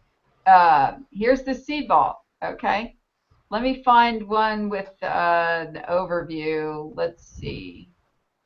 Doomsday Seed Vault in the Arctic. That's what they call. That's what some people call it. I don't know what this is about. I don't know what this is about. Does anybody know what this is about? All this broken triangles of mirrors or whatever this is. Anybody know what this is? Nuh-uh. It's a seed vault. Do you have like a clue or a stab or? It's an expensive seed vault. It's very expensive. Yeah, they see these things right here. See all these triangles of mirrors. I have no idea. I'm sure I'm going to go look it up now and read all about what they tell me it's for. Okay, here's the airlock and the seat. Okay, here's that opening right here, tunnel entrance, and this is all under the ice. Okay, and sleeve to protect tunnel from erosion and climatic changes. And office and handling area, and airlock doors, and here's the seed vaults way in here.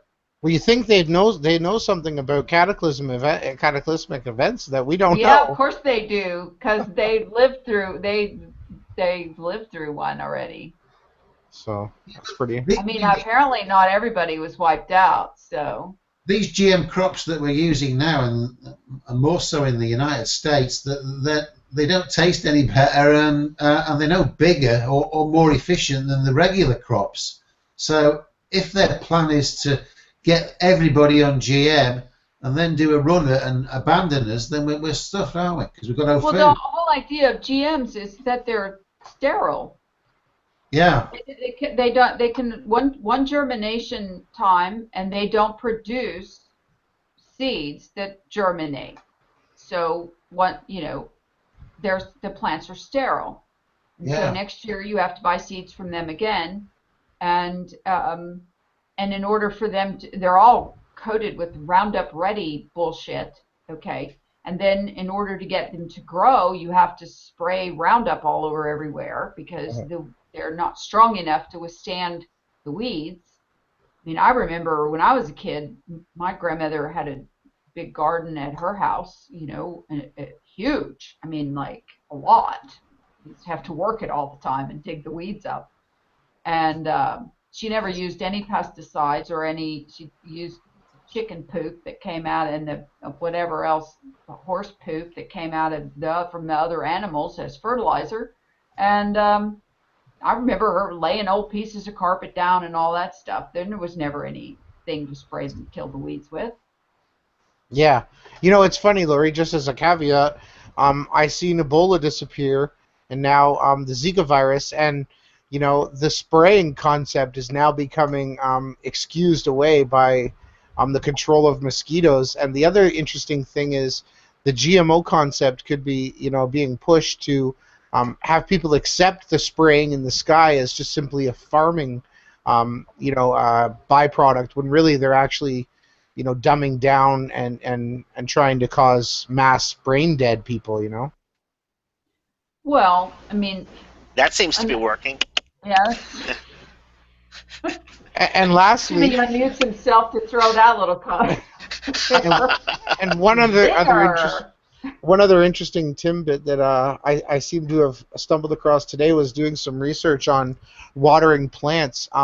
It seems that water itself might be a lot more plausible of a theory of what the raka or the dome or the firmament could be, because plants that are placed underneath glass or glass beads will burn, and plants that have water droplets or water around them will not burn. And I just wanted to throw that out there for all the flat earth listeners that think there's some sort of glass dome in the sky. Well, guess what? We would all be burnt like ants under a magnifying glass, but if there's water surrounding us, we're pretty well good. Yeah, I've got just a quick tip for people who, next time you go shopping to the supermarket or wherever you get your shopping from. If, for example, you bought some apples, the apples all have a little sticker on. You must be familiar with that. And they'll either have a 5-digit code or a 4-digit code. If the 5-digit code starts with a 9, it means it's organic. If it starts with an 8, it's GMO.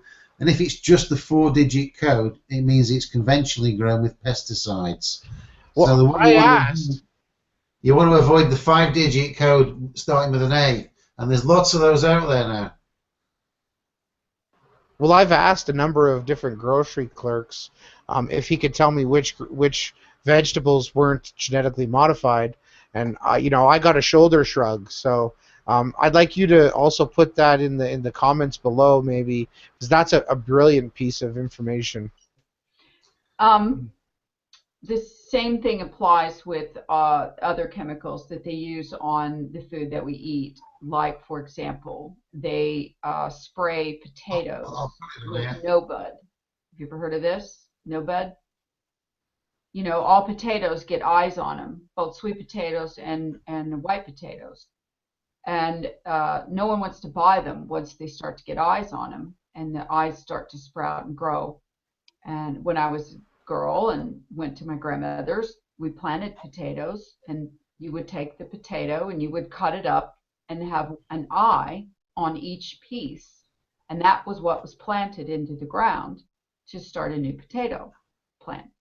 And most people have never grown a potato in their life because they buy the potatoes at the store, and so I value tremendously all of the education that I got on farming and growing stuff and raising little farm animals and all that kind of stuff when I was a girl, because now it's come around to make me understand what massive factory farming is like in comparison to natural farming. Yeah, But I like the watermelons no with bud, seeds too, Lori. the no bud prevents the potatoes from getting from the eyes from sprouting and looking ugly and growing new potatoes. So back in the day, that used to be a big thing. You used to buy a sweet potato and you'd cut it and put it in a glass of water and you would root it, and then the sweet potato would grow this beautiful vine, and it was nice, it was fun. And try doing that today, because all the sweet potatoes are sprayed with no bud. And they'll even tell you at the store if you ask. Yeah, I They'll know. tell you. And if you want, what annoys me is when you go shopping in the UK, Laurie, and you want some sweet potatoes, every last damn one of them comes from the States. And we know they've all got bud nip on the end of them, which means that, they're dead. Right. No bud, bud nip, same thing. Yeah. All right. So I think we're back to more researching and endless supply of digging in every little rabbit hole we can find, and cross connecting all the dots that this new information is going to bring to us. And as soon as I can get David to come on the show and talk to us, or the hangout, I really hate calling it a show. It's not really a show. We'll definitely put the APB out for everybody to come and join in and watch and so on. So I hope everybody behaved in the chat tonight. And I looked at it a couple of times, but I'm not used to it yet. I'll try better next time. We'll try to do this again with the chat.